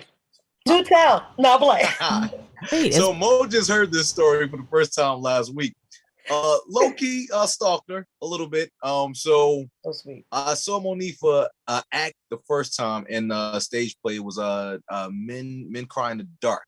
Yes, that's my first. Yeah. Mm-hmm. Yeah, and I thought that she was great in the play, and I actually wanted them to extend her role to see more of it. Fast forward, I saw a flyer for a play that was happening in Harlem up at Mist, and I saw Monifa's name on the flyer. And at that time, I was looking for someone to take the lead in my production. So I went over to Mist. I didn't reach out to her management or anything at that time, just to see her in this play, and she smashed it. Like, I literally only needed to see a couple of scenes, and I was like, yep, I want her. Please, God, make this happen. I've reached out to a manager, and we were able to solidify the deal. Wow. And look, you got a good promoter, because she promoting it everywhere. I saw her at the comedy club in Harlem, and she was like, oh, my man on the plane. I was like, oh, for real? I didn't tell him. I don't think he knows. We can't. Yeah, exactly. We went up. I took Christian CK up to Comedy at Harlem, and we jumped on. Jamie, brought us on stage, and we were able to share with the audience there. Sure was. And she did Miss Jones in the morning. Huh? She did Miss Jones' show on 94 The Block. Yeah, he was with me. Yeah, he hooked that up. That was great. We had a blast doing that, and we just jumped off with Lenny, actually. So that's awesome. Yeah. So I want to give my personal story about Monifa. Dang, I can't remember where I met Monifa. Did I meet you? Yeah, you know me. Move the mic closer to your mouth. Jeez. Did we meet in the? I might have stalked her in the bathroom in the record company MCA Records. Well, I don't know, Maria, because you were held in court. I met you. First of all, you were a big deal as far as promoting talent and being one of the platforms that artists come up and coming, people that are already on that respected and came to kind of like what you call it, what's the word I'm looking for, the term, pay their dues. Right. Or, you know what I mean? Or they come back and pay their respects, your open mics are legendary. So thank you. I believe it might have started then first, maybe before, like right before I got signed. But I knew who you were, and I think that I had done maybe Come Through or something. You sure did. Yeah. Sure did. You gave me mad love. Mad love. Get up and do what I do, and then because it was definitely one of the places to be. And thank you for that. Thank you for always having and sharing your platform to spread love, knowledge, awareness. You're a legend, and that's that. And all the accolades that I always end up and I'm around to see you receive it's awesome. And I know you said you wanted to talk about how you met me, but I just want to tell you how amazing of a soul and spirit, and how wild and strong your spirit is. And thank you And I'm blessed to know you. And I want to let y'all know she supported me through the AIDS walk when I couldn't get nobody else to give donations. She gave donations. She made sure a couple of times she took care of me. I had bills paid to get paid and all that food in the refrigerator. Monifa took care of me. And to me, that means more. Yeah. I mean, Maria, yeah. It's just who you are. It's a testament to who you are, what your spirit is about. Period. That's it. So tell us how your journey was. Wait, where did you go to school? LaGuardia, right? That's what you said. Yeah, I went to high school. I went to LaGuardia High School. I did junior high school and high school performing arts school. So I went to Harbor Performing Arts in East Harlem, right, a couple of blocks away from my home, and then I got into LaGuardia for drama and voice, and I opted to take voice. I always wonder what my life would be like had I gone for drama, but we'll never know, and it's fine. But I was accepted for both, and then I didn't graduate from there, and I went on to do what I wanted to do. Like, yes. I actually was blessed to because I've been doing this since I was 7, right? Mm-hmm. So I go in, I do, I'm doing all the stuff, and I was able to jump right in, so to speak, based on relationships and just alignment and divine timing. Period. So. And Heavy D, how was that working with you were part of the Heavy D, Uptown Records. How was that? That was it was an amazing experience, quite honestly. It, again, something else that was just divine alignment. I had known Hev on the personal tip just from like being at parties, all the parties they used to throw, like the big time guys. Yeah, Puffy and all of them. Yeah, the street and the music industry. Pharmaceuticals, and stuff. We having all the ballers and artists at the parties. Yes. And, being like a young woman coming up in Harlem and just kind of being, I had like this parallel life. Like I had a professional life and then I had the roundaway life. And it was very interesting how those two coexisted. But I met Hev on a personal tip. And so I knew him personally. And when I got signed to, when I got me, Free, and 3 other young women were all in a group called Different Shades of Brown, DSOB. Wendy Creedle created this group. I don't know, just one of Andre Harrell's son's mom. We know Wendy Creedle. Lawyer Wendy Creedle. She was an A&R at MCA at the time, and she created this group. She had Hev, do a production. We did a production deal with MCA, and Hev was producing the records. One night, I was at one of those parties, and I was hanging out, and I had studio the next day. And so when I get there like an hour late, hungover, he runs me around the block. He has Dio run me around the block, right? Because he was like, I wanted you to sing lead on this song. And I'm like, oh, okay. He was like, all right, you got to go run around the block and then come back. And anyway, I sang lead on the song, blah, blah, blah.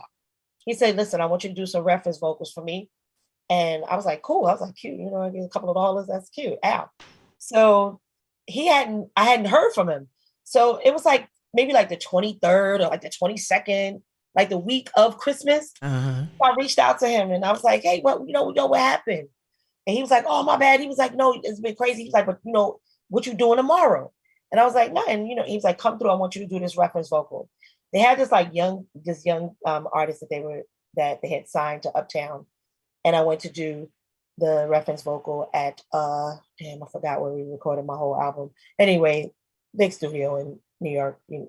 Was it D&D? What's the studios that was D&D? Hit Factory. Unique. Yeah, Unique. Quad. Yes. Chung King. Not Chung King. Nope. It was where all the R&B artists went. So I'll look on the back of one of my projects. Soundtracks. It might have been soundtracks. Okay. It was soundtrack. Yep. So I get there and you're good. Who's that? He's good. That's It's right. Rock Logic. It's Rock. Shake what your mama gave you. Shake what your mama might- had on them naked girls. Shake what your mama gave Wow. you. Oh, hey, boo. Yeah, you know me from Lord Finesse. Finesse is my man, so Oh, got you. Hey, boo. There you go. Oh, you didn't engineer her project. You engineered everybody. He might have engineered your project. I get right. Okay, he probably did.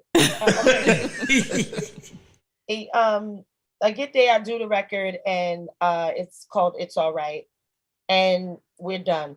Right? I'm thinking we're done. So I'm watching Hev. He got his feet up he's in a chair. He has his feet up on the console, and I'm like, okay. In my mind, I'm like, what are we doing? Like, are we done? Like, so we're listening back, and he's just like sitting there like this, like. So I'm like, okay, we good. He was like, you know what? You could keep this. You could keep this. You could keep this record as a demo. And I said, oh, dope, thank you, that's awesome. And then he said, you know what? Come back in here tomorrow. We're gonna start your album. And literally, I don't want to cuss, but I was like, stop effing playing with me. Like, stop playing. He was like, just be here tomorrow at so time and be on time.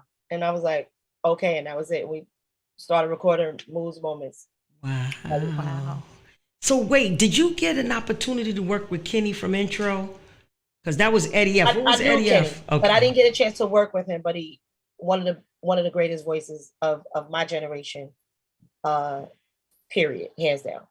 Yeah, this year I have to really celebrate him because when he passed away, I was taking care of him for Jeff Christie, and right. And so I don't want people to forget, about his writing. When are you gonna do something? We can jump on in January because his birthday is January 17th. He died on October 1st. He died on October 1st. That when was the World Trade Center?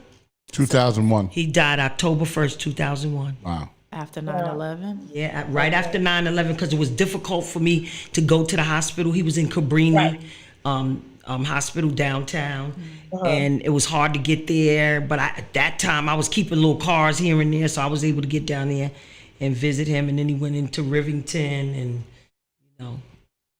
Kenny Green. That was devastating and very eye-opening. It was along the lines, interestingly enough, when my last album came out, I was speaking, in an artistic way because I did the treatment for that first single from my third album called I Can Tell. And I co-directed it with Senna Hamry. And it was about the, awareness for women, with the whole down low epidemic, so to speak. At the time, we looked at it as an epidemic. Now I know that we just weren't asking the right questions of the men in our lives or the people that we were sharing ourselves with. But it was interesting because it was speaking, touching on, losing somebody from complications of the AIDS virus. We probably could have talked about it a lot more, but I know that I also, was definitely one of the artists that were on, the front lines of really kind of discussing things that were affecting our community, the Black community, and the women and men in it, especially the whole down low situation. And BET wouldn't play the end of my video because and it wasn't even like two men were together. It was, one was in a chair, and then the reveal was the gentleman turns over, who actually I just realized last year that it was oh my God, he was one of the only two. They were the only two actors that did it after they found out what the treatment was. So hats off to jeez, I'm so crazy. Take that. Let's talk about something else so you remember. Yeah, just no. The guy from Power, the actor. Omari. Oh my gosh. Oh, Jesse Omari Powell? Hardwick. Omari Hardwick. Oh, okay. Yeah. So it was him and another actor. That were the only two actors that would do the role in my video. And but I was one of the artists that were speaking out about what I was clear about, because I was in the clubs and I saw a lot of the people that a lot of guys that women, and I was That's and I was right. suspecting a lot of people, like, they don't know that, you know, he has a boyfriend, or he's, you know, he sleeps with men or whatever. And I was just like, yo, like, this is like real. This needs to be talked about. Right. And I, you know, and I was able to do something about it in my own way, you know, kind of bring some kind of attention to it in my own way. When I recorded I Can Tell, it kind of just fit. It just kind of made sense. But we've been doing this a long time, on the, you know, front lines of a lot of things. But I just I just want to say that we would love the support of everybody out there. That's how we keep great content and great things happening. Absolutely. On the entertainment front. You know, there's you know, vocalists, actors, producers, writers out here like Andre doing it on their own and making it happen. And we need the support of our community. Absolutely. Period. Absolutely. You can clap We're on at, that one. We're at Soho House every Saturday and Sunday. Where's the play being? Where's I'm gonna the play let Andre happening? take that over. Go ahead. Oh yeah, so we at Soho Playhouse in Manhattan every Saturday and Sunday. 2 shows Saturday, 2 p.m. and a 5 p.m. And on Sunday we have a 2 p.m. And it's every weekend in the month of October. So we have 3 weekends left. Okay. Mm-hmm. And where is the play? Where's the, what is it? Soho House? The address? Yeah. Where's the address? It's 15 Van Dam Street, and that's in Manhattan. Soho Playhouse. Is that That's sound off like the it's not? one train. And that's not that far from SOBs, right? Right. Correct. In that area. It's in that area. Mm-hmm. Yeah. Okay. Yeah. Right up the, like, we walk straight down Varick. So the one train. On Van Dam. Yeah. You would. Soho Playhouse is right off of 6th Avenue. So also tell us about this conference you do every year that I said I'm gonna implement myself in the dang thing. We're actually looking, and we're creating our own situation. You know that you know, things evolve, and sometimes we outgrow things. I'm not particularly sure if we'll be doing that, being an ambassador for that particular festival anymore, but we're looking to do something for doing something on our own, Therese and I. So but I can absolutely, he's an amazing gentleman that put it together. I can absolutely put you with him. He's dope. No, I want to be where you at. You leaving the festival, then I'm leaving with you. I'm going where you going. I'm still like believing connecting good folk, you know, but yeah, for sure. I'm not absolutely sure, but you know, sometimes you just feel like you need to just something gets dropped in you to do your own thing, so you can do things how you like to see them done, and with the vision that you're given. So that's where we are with that. And now your restaurant. We are we're close for renovations right now. Okay. And but I am so excited. Therese's dream was realized, and it is a live music venue, restaurant. And when we reopen, the grand reopening, it is going to be just that. And it is in Newark, New Jersey. Yes. Yes, it is 8288 Orchard Street. And you know, it's really about ownership. You know, we own, the property is owned by us, and it's about ownership. That's right. Exactly. And we had do it all on last week, Monifa. Because you know he's a councilman now. Yes, I'm so proud of Duke. Yeah. Do it all. Dupree Kelly, excuse me. Right, Dupree Kelly. Dupree Kelly. Wait a minute. And remember, how did he get the name? His mother was doing what? He said his mother had a Haitian doctor that had French magazines in the waiting room, and she saw the name Dupree and said, "I'm going to name my son that." That is so great. Yeah, that was it. That's how it comes. Inspiration. Think of us. That's so black. I love it. Creative. We just be like, yeah, that's fly. I think if I have another kid, I'm gonna name him Bailey's. Bailey's. That's so Well, ghetto. you know what? I'm gonna leave that alone. What's homegirl's name? I love her too. Why don't you name it Irish Cream? Okay, I still got to stay a little black. Wait, hold on, Bailey's more on the brown side. Stop. You got Johnny Walker. Come on, stop. Hilarious. We love Johnny Walker.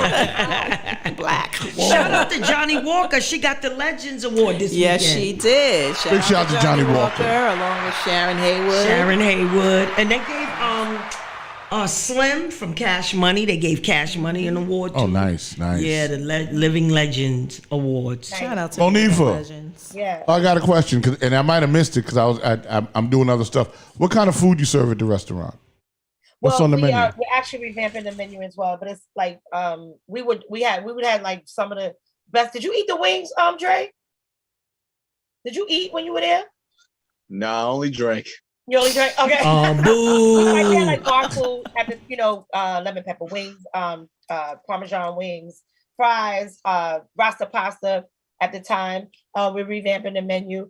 We're still kind of working that out. So it's Okay. gonna be sexy, whatever it is. Okay, all right, that's what I'm talking about. Whatever we land on, it's gonna be sexy. And, Sexy menu. Yeah. We gonna get Ross J. Baraka better be the first one. That he better be doing opening because that's the day I'm coming. Okay. That's it. We'll see. Who knows? It's Newark. Oh, everybody loves you, Monifa. Stop. Queen Latifah gonna be up in there. Everybody gonna be up. Everybody coming. That's Well, right. so, Raven's always in it. That's people. Lion and Raven, their family. Yeah. And Raven's there. She was there a lot. How's your baby girl? Wait a minute, Monifa. My baby girl gave me 5 baby grands. Shut Five. up. So Monifa, when I was talking to you last, it was 2. 5. 5? Wow. 1, 2, 3, 4, 5. Your one daughter gave you 5 grandbabies. My one daughter gave me 5 grandbabies. All right. So are you grandma or grandma? I'm Nana. Nana. Girl, Nana. That sound old. yeah. Monifa. I like it. I love it. Monifa, when They call me Nana because that's what I like. I like how it feels to be called that. I like that. Anna. what are their ages? The oldest will be 8 in February. The youngest is 1. Oh, so she just had a little baby. Damn, she working. You must be working. That's a lot of work. Look, That's a lot. Monifa must be doing a lot of babysitting. It's not my business. 1 to 8. 1 to 8. You are wow. You doing a lot of babysitting? They're in West Palm Beach, so I go Oh. down and fly, and then because she's still stingy, she won't let them come up yet. Okay. So I go down there and I chill out with them. I snatch them up. We do a little rental with the pool, and I go ahead and we chill out. That's how we do. Somebody in the chat asked if you. Janie Douglas said, "Are you still singing?" Absolutely. That's what I do. That is one of the many gifts that God has given me to minister, and I still use it. Yes, absolutely. And she says, "It's been too long." She says, "It's been too long, Monifa. We miss you. Been too long." No, let me tell you gone. let me tell you how she killed it. First Corinthian Baptist Church. Oh Lord. Don't let her sing. Encourage yourself. You got to come back, Monifa. I'm telling Pastor Mike, he need to give you a call. She used to sing Encourage Yourself on Sunday. We'd be laid out on the floor. He made oh Lord. I forget everybody. You don't Pastor Mike. Dante, gosh. Oh, Dante, Okay, Dante Hawkins. Uh-huh. Dante, when I was in the choir, back when this was like 2008 or something like that, 7, and I was in the choir. It was a song that he asked me to sing as a solo. It was my first time singing solo. And that song has ministered over my life from that moment since. It has gotten me. It is a thing that ministered over my entire existence, quite honestly, since I learned it and began to sing it. I think it was one of the songs my God, that she used to sing. My healing and my connection. She used to sing that, Encourage Yourself. Oh my goodness. We be laid out. And nobody has done it. Nobody's done it better than you. And I've been in 1 Corinthians since 2007 and it's 2002. I'm gonna call Pastor and say, we need Monifa to come and sing Encourage Yourself. Oh Lord. The last time I was there, were you there for the interview when we did the interview and stuff? No. Yeah, when he did, remember he was doing that series? That couch. He was on the couch and everybody, Bevy and you. Yeah, I did that. I would love to come and visit. That was that place before he got there. I was there when he came, when the pastor that was, I can't remember his name, but I was there before. I was one of the people that helped vote him You in. talking about Pastor Porter? When Pastor Porter, right? Yeah, because Pastor Porter brought. Yeah, I voted for Pastor Mike. Out of those pastors, I just felt that his teaching, the way he approached the teaching of the word was amazing. And he, we're the same age, and it was like I could relate. It didn't feel like I felt like I was being taught and not talked at. Right. His message was liberating because exactly. Even as somebody that was living, that's when my early HIV, and I was still going to Canaan, right? And they wasn't talking to me, and I heard him. Y.T. Walker would bring Pastor Mike, to Canaan Baptist Church, and I would say, why would he bring somebody that powerful to Canaan Baptist Church? Oh my God! So I heard him the first time. I was like, okay, all right. And then Carl Redding introduced me to him. That's when Carl had Amy Roofs, and he was eating him and Donnie McKirkland, Pastor Mike, and Carl Redding. And Carl introduced me to Pastor Mike and Donnie McKirkland on 116th Street. Shout out to Carl Redding. Yeah, what's up with Carl? Girl, he was trying to open up a deli. He was trying to open up a deli over there around the corner from Dinosaurs. It used to be called Florida Restaurant. And Florida? Yes. Florida. Oh, he owned that joint? No, he was trying to get it open, but he put up, y'all don't laugh when I tell y'all this. He put up a crowd fundraiser. Okay, Maria. There's nothing wrong with that, but maybe not. But I think Carl is down south. Carl is down south, and he lost. Down south, right? Yeah, he lost the leg, and he lost 2 legs. He lost his leg. What? Yeah. Breaking news. I need to. Okay, I'm gonna slap Monifa right now. She said, "Lost the leg." What? You're like breaking news. Breaking news. I didn't know. She gonna say he lost the leg. Okay. And then he goes too late. Like I was like, okay, that's okay. Doubled up. All right, Y'all everybody dead else. wrong for that. Y'all dead. That's like when Stacey Dash just found out DMX died. Stacey, what? Well, I don't. Stacey Dash just found out 3 weeks ago. Died 3 weeks ago. Come on, Monifa. Why would I know that he's an amputee? Yeah, That's not something I would readily know. Yeah. But shout out to Carl. But Carl is doing well. Yeah, he's doing well. Yeah. Health is wealth, guys. Yes. Yeah. I'm gonna have to call you on the back channel, Monifa. We have to have cold talk right now. You have to be popping out with these unfun facts. Well, Monifa, before you came on, we had Musa Jackson. Yes, and he said doing the tell her what? Summer of Soul. He's doing the Summer of Soul, which you might want to get on next year. He's rebooting that. She gonna be on there. And he said something that, and one of the things I found, a quote that you said that you probably don't remember saying because it's probably so long ago. You said, "I didn't grow up in a middle-class home or family. The only difference was mentally and culturally, my mom wanted more from me. We did a lot of cultural things together, so I knew there was a whole world out there besides the 4 corners of my block. And I saw a lot more than the kids that I grew up around." And he basically said the same thing, that his parents had him in the more cultural things that, opened up his world. So can you speak to that and how important that is? I absolutely can, because my mom was the mom that, took my friends with us to, plays and to go eat different foods and things of that nature. So that is something that I am eternally grateful for, because it did make a huge difference in broadening my horizons and being able to be anywhere from the curb to the to the boardroom, and being confident in that. So, and it makes a big difference in a child's confidence level, I believe, when they start to learn that there's more to life than the 4 corners they grow up on, and appreciating and respecting and regarding other cultures. And because it does make your world smaller. which means that everything is at your fingertips. You could do whatever the heck you want to do, right? That's what I believe. So yeah, for sure. And he also said to tell you, what's the girl's name? He said, just say Yvette. Yvette? He said, just say Yvette to you. Same, yes. He said, they're tell from you. Lehman. I'm from Jefferson Projects. We're all from East Harlem. Yeah. Proudly, East Harlem native.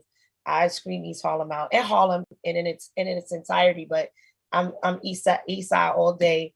And yeah. So yeah. Mm-hmm. So tell us a little bit more about the play. How long, when did the play start? Well, we jumped on, we started for Domestic Violence Awareness Month. Andre put us up for the whole month of October. So we started, actually October 1st was the first, was on a Saturday, and it was the first show for the month. And it was great. We've been having great turnouts. Yesterday we had an extra blast because we had like an extra lively bunch, and it was and it's a nice intimate theater, so you're there, you're involved, and it's we had a blast yesterday. So I'm coming for that's my birthday gift. I want to see that. Okay, I got you, Maria. I got you, baby. No, girl, we gonna bring some people. We gonna bring some people. I got you. Yeah, we gotta support. Andre. Sure. My cousin Andre Davis. Andre, where you at, cuz? I ain't seen you in so long. Y'all might need to take an ancestry DNA test. Right. Y'all might be related. Vincent Davis, Andre Davis, Maria Davis, Mike Davis. Right, Davis. Right. Mike Davis. Shout out to Mike Davis. Yeah, but it was, it's just, I can't not, because when I do something, I do it, it needs to make sense. Monetarily, but most importantly, creatively, and the why needs to be there. And I believe in supporting, because Andre's a little younger than me. He's a little younger than me, and I always love to support people, especially that have so much vision and creativity. He's an insanely talented vocalist. Like, this dude's tone is nuts. It's absolutely nuts. I sit on the side, like I sit and listen, like when every play I've been in, I've worked with Dave Hollister, Johnny Gill, yes. Blah, blah, blah, on and on, right?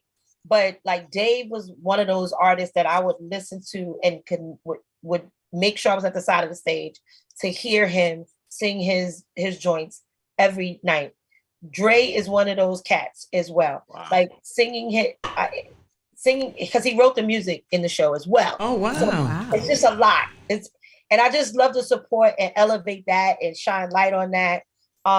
Because first of all, it's inspiring to me with, being a woman of a certain age with mad stuff going on. Sometimes it's hard for me to sit down and get all my ideas out. So it's inspiring, but also he's such a talent. Like, he's such a talent. And thank you, Mo. We're looking at, I just say this is real stuff. And I'm really want to get to a place where this is where the crowdfunding comes, because this needs to be on its legs somewhere consistently, where it's also a vehicle where other people, other artists, amazing artists are able to jump in and do parts and get seen and elevate their craft. And this is that type of play. This is that type of vehicle. Mm-hmm. And because it has everything. It's a dramedy. I like to call it a dramedy. I like those. It's a dramedy, and it's and it has all the elements. Because so that's what my focus is trying to help Andre get where it can sit up somewhere in New York, in Atlanta, or whatever, or have it in multiple cities at once. I mean, because when you say men domestic violence, you remember when we were the comedian, right? Monifa, it said, what was his name? Face Off? What was his name? Face? Oh, Face Man. That man is crazy. Face is nuts. Wait, Face, no. He grew up in Franklin. Girl, he's Harlem too. He is hilarious. Face for a long time. Or maybe it was Brooklyn Mike said I it's think it was domestic. Brooklyn Mike. Yeah, he said it's domestic violence and it's breast cancer awareness month. But he was saying something Yeah, about but if a man he made a get joke beat up. about like if the man is being abused, he's like, "Come on now." Right. It is. Yeah, a you know, but serious topic. Brooklyn Mike, he's a thing. He's a Neanderthal, but that's what we love about him. Yeah. Like that's what makes him. That's what makes him sharp. Like he's not his comedy and his outlook is different. It's his perspective, Yeah. and it's not evolved like that. Like, and that's okay because it makes you laugh, and it's everything. It's just. But you know what he's right about though, it might have sounded crazy, right? But I worked EMS and I've been to a couple of houses where the men were abused, and we all kind of looked at the dude like really, dude, like word, like come on, like Don't like make me, that ain't funny. No, the cops looked at him like that too. They were like really, dude, like come on, stop. Oh, really? Like, and I know, but we need more training. They don't. The police don't take it seriously when it's a man that's being domestically abused. And then a lot of times a woman ain't that big, it's crazy. Yeah, it's crazy. It's horrible though, because at the end of the day, they're there immediately when a woman is, even and it could still be the woman that is the abuser, right? And this guy could be scratched up. She could punch herself in the face or hit herself in the head with the door. He's going to jail. Right. Automatic. Yeah. Automatic. And I think that there should be they should have a little more compassion. Not even compassion, but there's some training that's involved that needs to. So you know what I'm saying? Like, so you can recognize the signs. Everybody should go to the station. Period. Right. Let's go. Get the story straight. Yeah. And even they should be able to tell a self-inflicted wound from a wound that someone did. Right. Right. They should be able to. Yeah, but you could reading and being able to. It's questions that you could ask to get the what's face out of things. People social workers do it every day. And I'm not saying that, but there should be some level of being able to kind of decipher and paying attention that officers and people that first respond to a situation like that can have to fall back on. What were you about to say, Dre? Now I was saying that's the reason why it's so underreported when it comes to men, because of that stigma right there. Where people are looking at you like, come on, bro, you're the man. You know what I mean? Because that's how, especially in the Black community, that's how we raised, that's how we taught. You know what I mean? Your man, stand up, whatever. But at the end of the day, most of the people that are suffering from the abuse, whether it's the male or female, there's some underlying issues that are there that are unresolved. And until you get that resolved, like your gender really doesn't play a part into that abuse. With the play, we talk about more the emotional and verbal and psychological, man. Like, and we say it in the play, but once a person can influence your mind, they can do more damage than the fist. Absolutely. And that's the truth. Absolutely. That is facts. I'm gonna tell you that right now. Because we know what, if you've ever knowing having women on the street and having a pimp. Yes. That is psychological control based on violence. Absolutely. Physical, mental, and verbal. And they can have the door wide open right there and they won't walk through. They won't walk out. Absolutely. Mm-hmm. And that can be, and that no one is not susceptible to that. We're human beings. And the mental control is really before the violence. Absolutely. You know what I'm saying? The mental control is it. Absolutely. That's why they don't walk out with the violence. You know what I'm saying? They get beat, but mentally they're already beaten. Right. You know, right. so Right. Yeah. Right. And it's not just physical abuse, it's emotional, it's financial, it's medical. Yes. That's widely, especially in married couples. Yeah, money. That financial abuse. Yeah. Mm-hmm. But you said medical abuse? What would you said medical abuse? Yeah. How so? There is a such thing, I think. Somebody taking HIV medications and the lover won't, they can't reveal to the lover that they're HIV positive. Mm-hmm. Yeah. Mm-hmm. Hey, Maria, talk that way. Because I'm tired of this dang microphone covering my beautiful face up. You talking to Denise and you're like, yeah, so you know.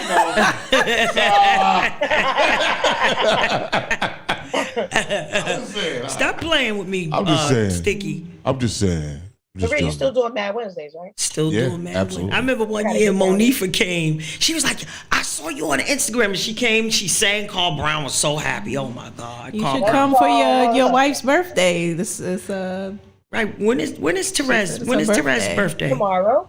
Oh, you need to bring her on October 19th. Yeah, if y'all in the celebrate her country, birthday. yeah, come celebrate When? Mad Wednesday style. Wednesday. Oh, okay. October 19th. 19th. October 19th. October 19th. Mm-hmm. Write it down. Here she's up. I love Therese. She's the bomb.com. Yeah, man. That's Yeah. yeah. Yeah, That was she blessed. is fabulous, fabulous, fabulous. And especially when Allison Williams got sick and we all got that Zoom together. And I said, we're going to get the Zoom and start praying. And it's so crazy because I didn't know none of the people, half the people that was on there, but they heard. And, you know, we couldn't touch Allison physically with our hands. Yo. But they prayed. People was like, Therese was like, get up, Allison. That's what people was. And Allison said she heard us. She could hear. She could Yeah, of hear. course she did. I believe that wholeheartedly. I don't know why we don't believe that. We don't really walk in the power that we have, right? Because we have the power to move mountains, literally, and especially on a spiritual level. I can't. Can you imagine her not feeling that, Maria? That was nothing but love on that call. And then they Nothing but told, love. they said, somebody, Concentrated. they were telling them to play music. And then first they were, you know, didn't want to do it. But then they went and played the music, Just Call My Name in her room. I'm like, that's a no-brainer to play her music and to talk to her. And she sure woke up out of that. She said, Maria, she told all of us, we interviewed her. Yeah. She said she heard us. she sure did. Yeah, I believe that. She said she was like in between. Yeah. She just heard couldn't- us. Now I remember that was a big question because said you know she it's so could rare hear, that but- you get a chance to talk to a person that came out of a coma, right? So we were like, so Yeah. what was it like? Right. You know, what was the experience like to be in a coma? You know, was there a time shift? Or and one thing she said, I heard everything that was going on in the room. She sure like She was did. very conscious. She said, wait, she did say, when they said play my song, she said she couldn't talk to the nurse. And she was like, yeah, play my damn song. That's so She funny. needed a rest. That was, and we talked about Hello. Go ahead. you know, sometimes spirit, God will put you down, honey. If you don't like, sometimes Amen. you might need to download something that you wouldn't be able to get because we doing this. We Too busy. I am so like it was, you know, and I gotta say the shout out to Andre who just gave me the grace and trusted me to go on to go on a spiritual retreat that I needed to. I had to do it. I was going to like bust. I felt so disconnected. And I was like, Dre, I gotta do this. I have this opportunity to do this and I have to do it. I will come back ready, you know, because it was in the week of rehearsal started. I was like, oh God. But you know, thankfully I have a little bit of muscle memory with this show. But we gotta slow down and I've made some we gotta slow down because this capitalistic run. You ain't doing nothing if you ain't doing everything.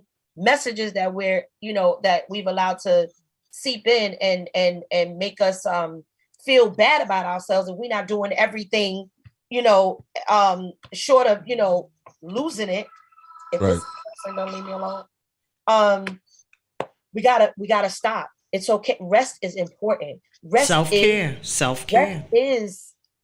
Rest is ministry. Rest is giving thanks. It's gratitude. It's all of those things. You can't have anything if you don't. You can't create. You can't get the download if you're not rested. That is correct. It's okay. It's That's a okay. Yeah. And so, thank you, Dre. And yeah, you gotta rest. You gotta rest. So Yeah, I do want to ask you this question, Monifa. Music has shifted and changed so much from when we were, when I first got introduced to the U and the Brownstone and Darnell Jones and it seems like R&B is not celebrated anymore.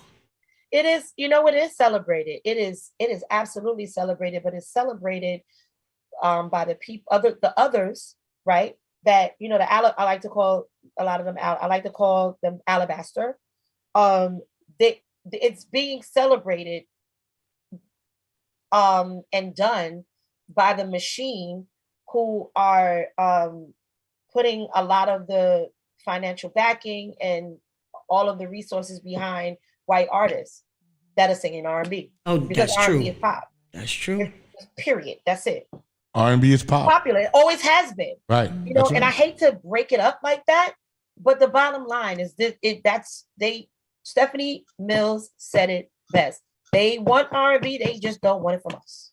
Absolutely. Absolutely. That's facts. That is because look, you got the Angie But Stones, it's still here. you got the you got the Monifas, you got the Layla Hathaway, and then I see all these award shows, and everybody winning awards are hip hop artists. I said, we don't have no other music that we. I think we as a community need to get together and boost these people up. I just saw this young lady on Facebook. She's 22. She's singing Sarah Vaughan. She's Oh my God, that's my incredible. girl. She's Oh my- incredible. What's her name? Mo, you all Oh my God, right? what's her name again?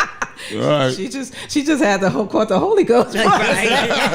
the R&B Holy Ghost. R&B Holy Ghost. She said, "Oh my God." What's her name again? I forgot her name. I think it's I can't remember. But Well, look let me it up. see if I oh can my look it gosh. up. When I tell you she is, first of all, I grew up on jazz and that young lady, It's incredible. and she's doing her thing. She's in a great space. What is her name? Deneen is looking it up too. But you know, Her voice is beautiful.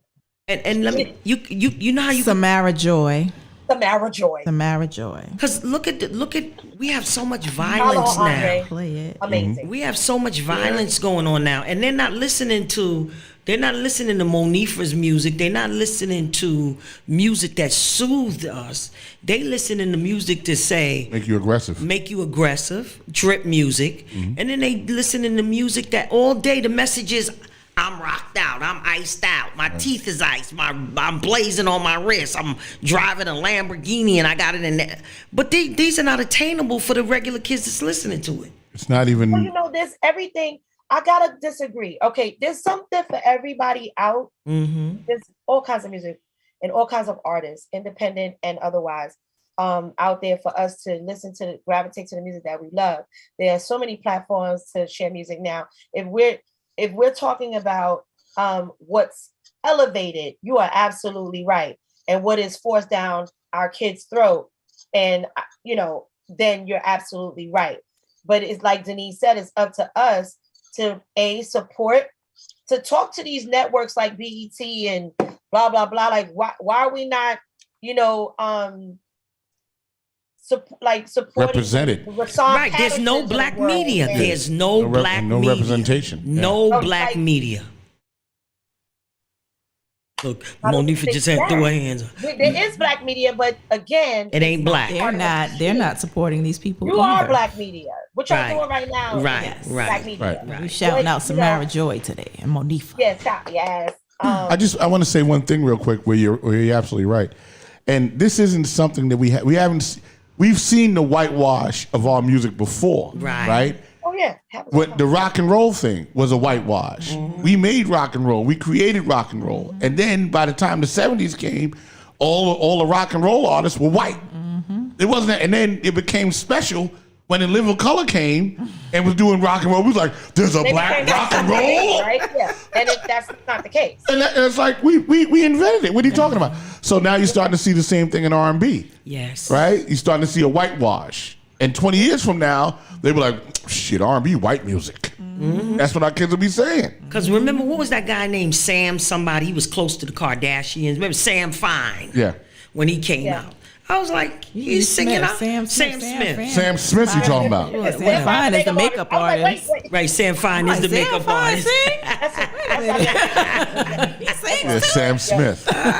Sam Smith. That's right. And Adele. No disrespect to Adele and them. but- Adele is incredible. but- Yeah, Adele is incredible. However- but so is Layla Hathaway and Monifa. That is correct. I know them. I don't know Adele and them. I mean, it's great they You singing know, the song. But it's so funny because the Europeans really they vote they're more honest and Yeah. open about the influences of Black artists on who they are in their music and as artists, like Sting, You know what I'm saying? Yeah. So when I hear the Europeans with the soul, it's a little, I don't know why, and this might sound, I don't know, is it like, I don't know, it's just different. Well, because it doesn't feel like a takeover, right? Because they acknowledge, it feels authentic. It feels like organic. They acknowledge where their heroes come from, right? Like, because this is what they really listen to. Right, short story, the Rolling Stones, right? They got their name from Muddy Waters from a song that Muddy Waters made. Oh, wow. Yeah, exactly. A song that Muddy Waters made that says Rolling Stone, that's where they got their name from. And then they came and made a record with Muddy Waters. And it's on the back. See, that's different when you're paying homage and you're acknowledging the source, right? You acknowledge the source. Now, music is music, and it's my dog just pooted and it smells. That's Harlem. That's Harlem. He said the shit just went down. I said, what is going on? And then I looked at him like, okay. That's Harlem. I'm sorry. That's you got a Harlem dog? Look, Monifa, you got a Harlem dog? Huh? Do you have a Harlem dog? That's Harlem. My baby, yes, my baby is. What is? Okay, yeah. All right, so.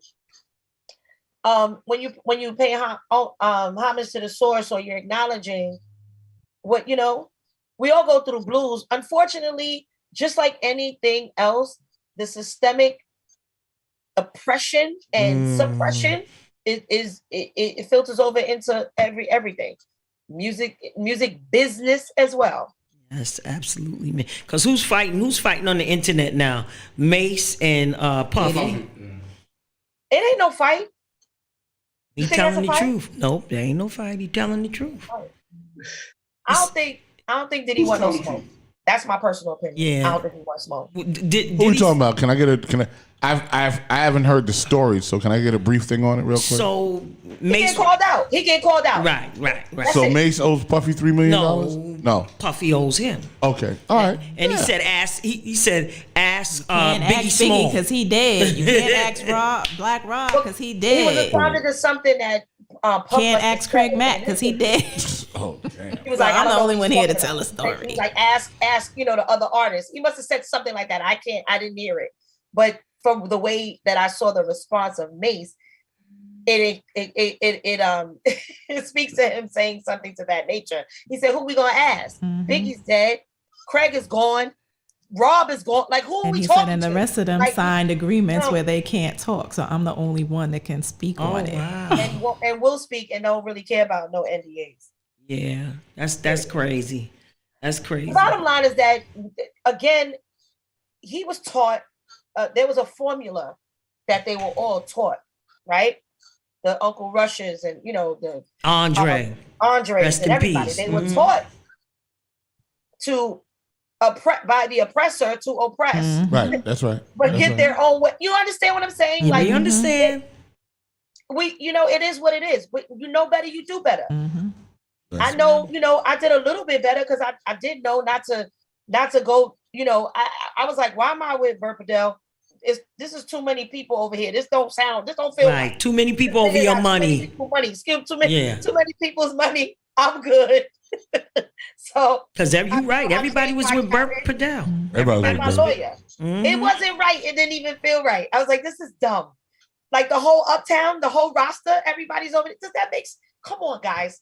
Like, no. I like what she said. You heard what she said, right? Everybody from Uptown was on Bert Padell. There gotta be something. Mainly everybody. That's where you were kind of like corralled to go. Right. Because I'm like, this doesn't make sense. And it's been done to TLC. They told their story on, that they were broke. They was making all these millions of records, but they didn't have no money. And same thing with Mary J. Blige said she was broke. Yeah, not only Mary J. Blige. What's her name? Toni Braxton was another one. Multiple times. Yeah. Well, it's about choices, and then it's about choices as well, because and then on top of that, you add the female artists and how we were manipulated into and I don't want to you don't know a whole bunch about the music business. Right. You're following your dream. You trust who you trust until you know or they show you can't. right? Or until you learn better and then you apply better. People gonna get away with treat you how you let them treat you. That's right. They gonna like, I love you, and stealing from you or not giving you just do or not putting you on game or like, yo, you need to do this. That's just what's gonna happen. It's not like that's just what's gonna happen. I gotta say something that was interesting. That Karis once said that it kind of made me think for a minute, right? It was crazy. He was talking about how Sugar Hill and B-Boy Records and those records during the early days, how those black owners, right, were ripping off young black artists, Absolutely. right? But the point he made, which was so crazy to me, he was like, but these are the people that fought in the civil rights movement with Martin Luther King and with other black. They were that generation. So if you're coming from that generation of actual oppression, why would you oppress young black kids in the street who want to make rap records? Right. Where's your value at? Human nature. You know what I'm saying? And if you feel like you're giving somebody what they need, the rest is up to them. Then if you with that mindset and you're in a business, right? Would I have done it? I don't know. I can't even I don't think I would have set out to actually rape artists. Right. You know? But there is a level of learning the business you're in that artists are responsible for doing.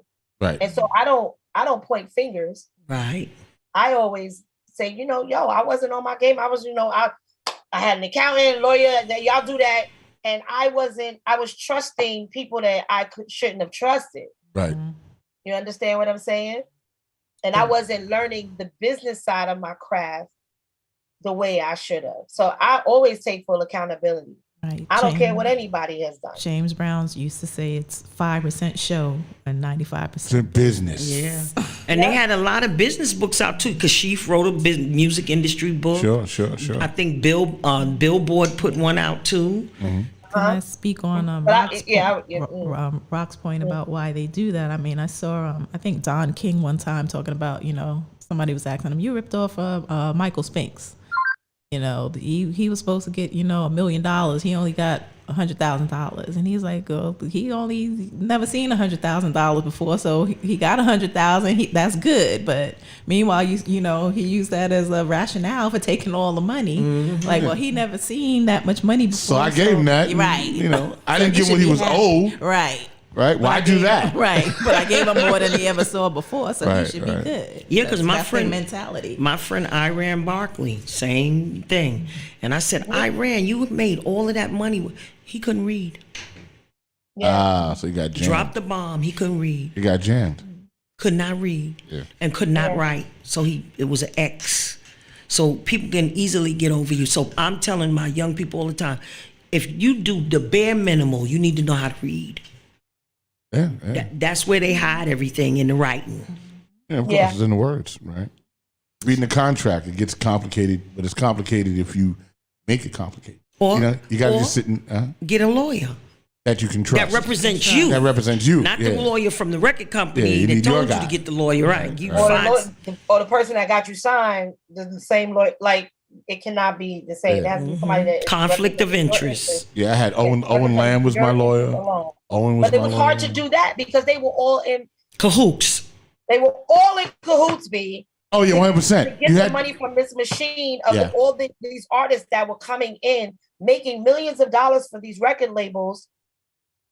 So the people they were signing. Yeah. It was all the whole thing. Like I had to go outside. Like Owen Lamb was outside of the machine.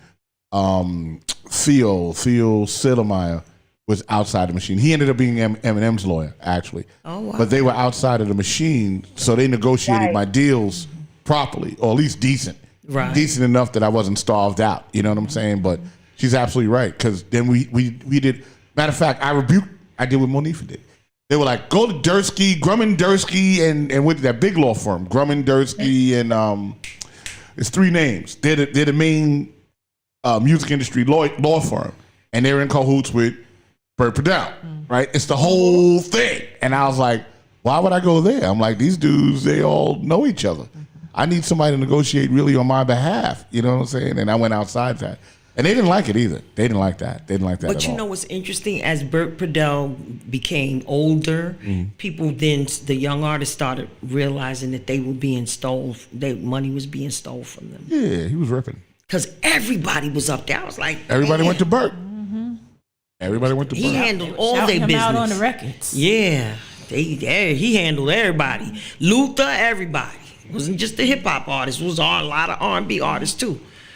Let me Right, jump but in. I was lumped in with the hip hop because I was fresh, like, you know, I You- was part of the, you know, That R&B, era, hip hop. right? So Luther probably, it was a different thing. There was a different esteem and a different whatever. I was new, you know what I mean? I was like, yeah, no, this ain't gonna work for me. Yeah, because I'm sure Luther's checks wasn't right neither. So Monifa, it's 7:23. I want to jump in on the question on R&B divas. How is it like being a reality show person? What's it like having cameras follow you and having like your business out here? Like, what's that whole experience like? Well, at my business, what I wanted to share is what was shared. That's what you saw. What I wanted you to know, you knew, right? Good. And it was fun. It was fun working with my sisters. Some that I was already close to, like Nikki Gilbert. Some I already had worked with and knew, like Faith, and Selena Johnson, Angie Stone. I had reference bases, had worked with these women through Nikki. You know, we all worked with Nikki on the project, a few projects, so we had all worked together already. Kiki, I didn't know until we did the sizzle reel, but it was amazing. I learned a lot about myself working with them, and we went through a lot. It was interesting. I think we did an amazing job. Y'all did. At being, you know, honest, transparent, and real. You know, shout out to Latasha Scott, the whole franchise, like, you know, from the starting five, as I like to call us, to, you know, R&B Divas LA. It was a great experience. I had a ball because I was, you know, I was just putting myself back in. It was a great way to reintroduce myself to a new generation, reintroduce myself and say, hey, I'm still here. I'm good. This is where I've been. This is what's been going on. And to stick my toe back in the water, so to speak, because I had, you know, kind of just been chilling, doing plays, just sticking, moving, And it was a great way to kind of jump back into the swing of things. So now, Kiki it was eye-opening. Kiki Wyatt had 5 babies, but now she got 10, huh? She had 5 when And we counting. started. Right, she had 10. She had 5 doing divas. Right, she had 2 during the show while we were on. If not almost 3. And because we were on for 3 seasons. And that's another thing. We could have ran longer. We should have been doing like what Housewives are doing. Absolutely. And I have a question in that. Black network. We want a black network. Yes. But they want to pay us. I was about to ask you a question about that. So That's what I believe. In those deals, do y'all get residuals from those shows? Okay, that answers that question. Sounds like a no. Okay. This is what TV has become. Huh? Yeah. Wow. But yeah, you know what, we did it on the love and support of our sister Nikki Gibb, because we believed in it.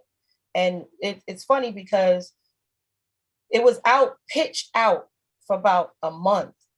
And we weren't, you know, hearing anything back. Nikki was keeping us posted. We was on the phone every day talking because we knew the why of it all, right? Because, you know, we got people out here dying, no insurance, all kind of stuff as artists, no kind of support, you know, networks in place for certain artists. So it was a lot of reasons, you know, she wanted to do it, and we wanted to be a part of it, to show the obstacles we face, and as women and business women in this business. And so when Kelly did did her party in LA, she invited me to sing, and I, you know, and that was the last time that we all heard Whitney.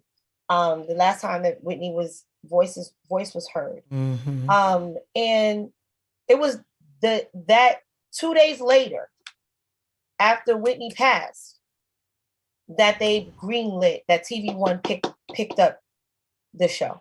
Oh wow! And I really think that Whitney's spirit had a lot to do with that, because it was so much that needed to be said and shared. Right? We all felt like Whitney had her hand on that. Like, you know what? Tell the stories. Shame the damn devil. You feel what I'm saying? Yeah. Wow. And we did it together. We did Favored Nations. And then when that was up, when they could have kept going, because there's still, people love that show. We did. We loved my it. Inboxes, from the things that on the certain platforms at the time, because it's been 10 years. We premiered in 2012. I can't believe 10 years has been gone by. I'm like, what? 10 years since that show premiered. And we could have kept going. And it could have done what it was doing. The LA franchise. Right. It could have been. But I think we're so, I don't think I think as, these people in the business, you want to do the same thing that somebody else is doing. Absolutely. And do the same thing that somebody else is doing. Why are we not still on like the freaking Housewives? Absolutely. And they got housewives everywhere. The housewives in Dubai. I was like, now, them people. This is a lot. Obviously, there's a thing for it, but yeah. But me telling my story, I just wanted to.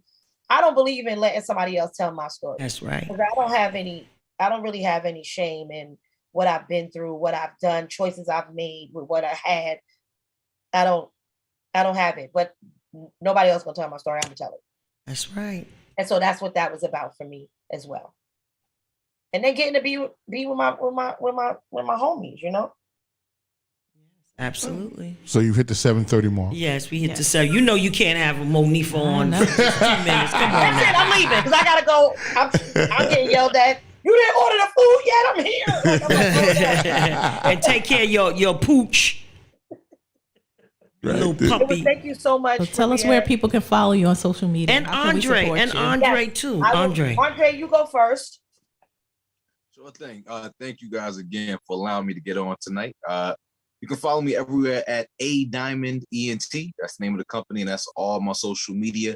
A Diamond ENT. And just want to one more time, Man of the House, the #1 urban stage play, playing every weekend at the Soho Playhouse in New York City. SohoPlayhouse.com for tickets. Thank you very much for having me on tonight. By the way, how much are the tickets, by the way? They range. So matinee on Sunday is $27.50. A Saturday matinee is $32.50. And then a Saturday evening, $35 for general admission and $50 for VIP, which includes a soundtrack of the play and a meet and greet after the show with the cast. Oh, I want the VIP when I come. I'm buying me a VIP ticket.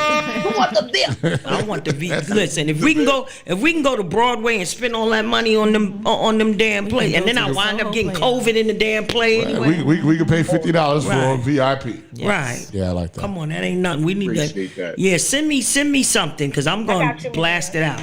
I got you, so you can share with Denise and Mike. And I could get my sisters and my family members to come.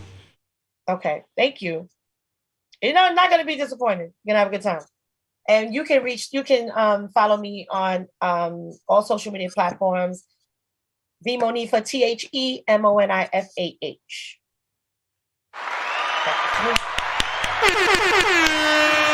Mo, it was great talking to you and seeing you again. Fabulous. Andre. Thank you, Denise. Thank you. Yeah, thank you, Andre, Thank also. you, Mike. Mike, right? Am I right? Is Mike right? Who, me? No, Yeah. Rock. That's No, I'm Rock. Rock. I'm Shake Rock. what your mama Okay, gave I'm you. Rock. Yeah, I'm Rock. From I Sticky in the Hood. Yes, I made Shake What Your Mama Gave You. Shake What Your Mama Gave You. Shut up! Yeah, no, I did, really. Legendary. What up?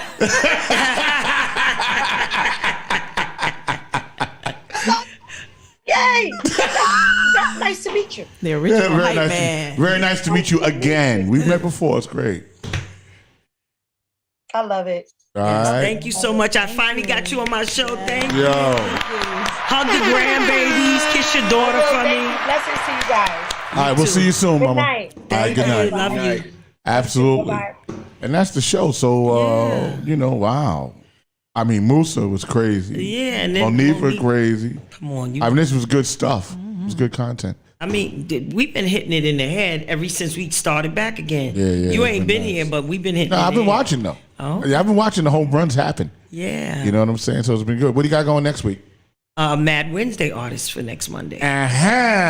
So next Wednesday we'll have all the Mad Wednesdays artists on the Zoom. That's gonna perform on the 19th. Please make sure they have their music in, Yes, before okay. you know what I'm saying? Before we get to the studio at least, so we can load it up in the joint. You know what I mean, and make it all nice and smooth. And tell us about all your shows besides Can't Be Silent podcast that's on your platform. Absolutely. So you have the Can't Be Silence podcast. It happens today, right? We do that from Monday. 5 to 7. You have the Real Discussion with Rock Logic, and that happens from 7 to 9. That's actually my show where we get a little loose and we talk a bunch of stuff about anything we want. Big shout out to Claudia Perez. Claudia, Mi Gente Mi People, they're coming back November 5th. Oh, okay. Yeah, because she was on hiatus, right? She just had a little baby. Right, she just had the baby. So she's coming back November 5th. She's revamping her show and how she wants to do it. And then you have One Night Ya on Sundays at 4 o'clock, at 5 o'clock, 4 And Hip o'clock. Hop Boulevard. Hip Hop Boulevard is coming next Sunday, Al Pizarro. Al Pizarro at 2 o'clock. So this week we got a full schedule. What about DOA, the funeral And parlor you know guy? what? Oh my God. Because this show is new. I know. Because this show is new, I almost forgot. Yes, DOA every Thursday, and he comes on at 7 o'clock every Thursday. So the roster for Boardwalk Global Media is building, which is nice. You know what I'm saying? And we're getting some content. We've been getting donations, which has been nice. That's been nice in the pockets to kind of help out with stuff. So last week we got like $200 in donations. Let me start getting people to donate to $. You gotta put $MADD59. I can put it up there, you know what I'm saying? So people have been like doing that, and that's been nice, and we've been shouting them out on the shows and stuff. So we appreciate all that, you know. So next week, same bad time, same bad channel. Same back time, same back channel. Well, we're going to do it, and we're going to punch out. And once again, this was the Maria Davis podcast featuring Monifa and Musa from Summer of Soul. And Deneen Womack. And Deneen Womack was Brand in the house. Elevation Marketing. In the building. And we'll see you all next week. Shout out to Gwen Kingsbury. Ooh, come on, I can't do that. Gotta say it again. Gwen Kingsbury. Oh, big shout out to Gwen. That's my partner. Yes, Renee Mickens. I don't know if she's still on there. She was on. Oh, the chat room was busy. Yeah, Gary. Shout out to Gary was Gary. on, you know what I'm Jackie saying? Fuller, And Robert Diane Swinney. Matthews. Yes. Yep. So big shout out to y'all. We'll see you next week.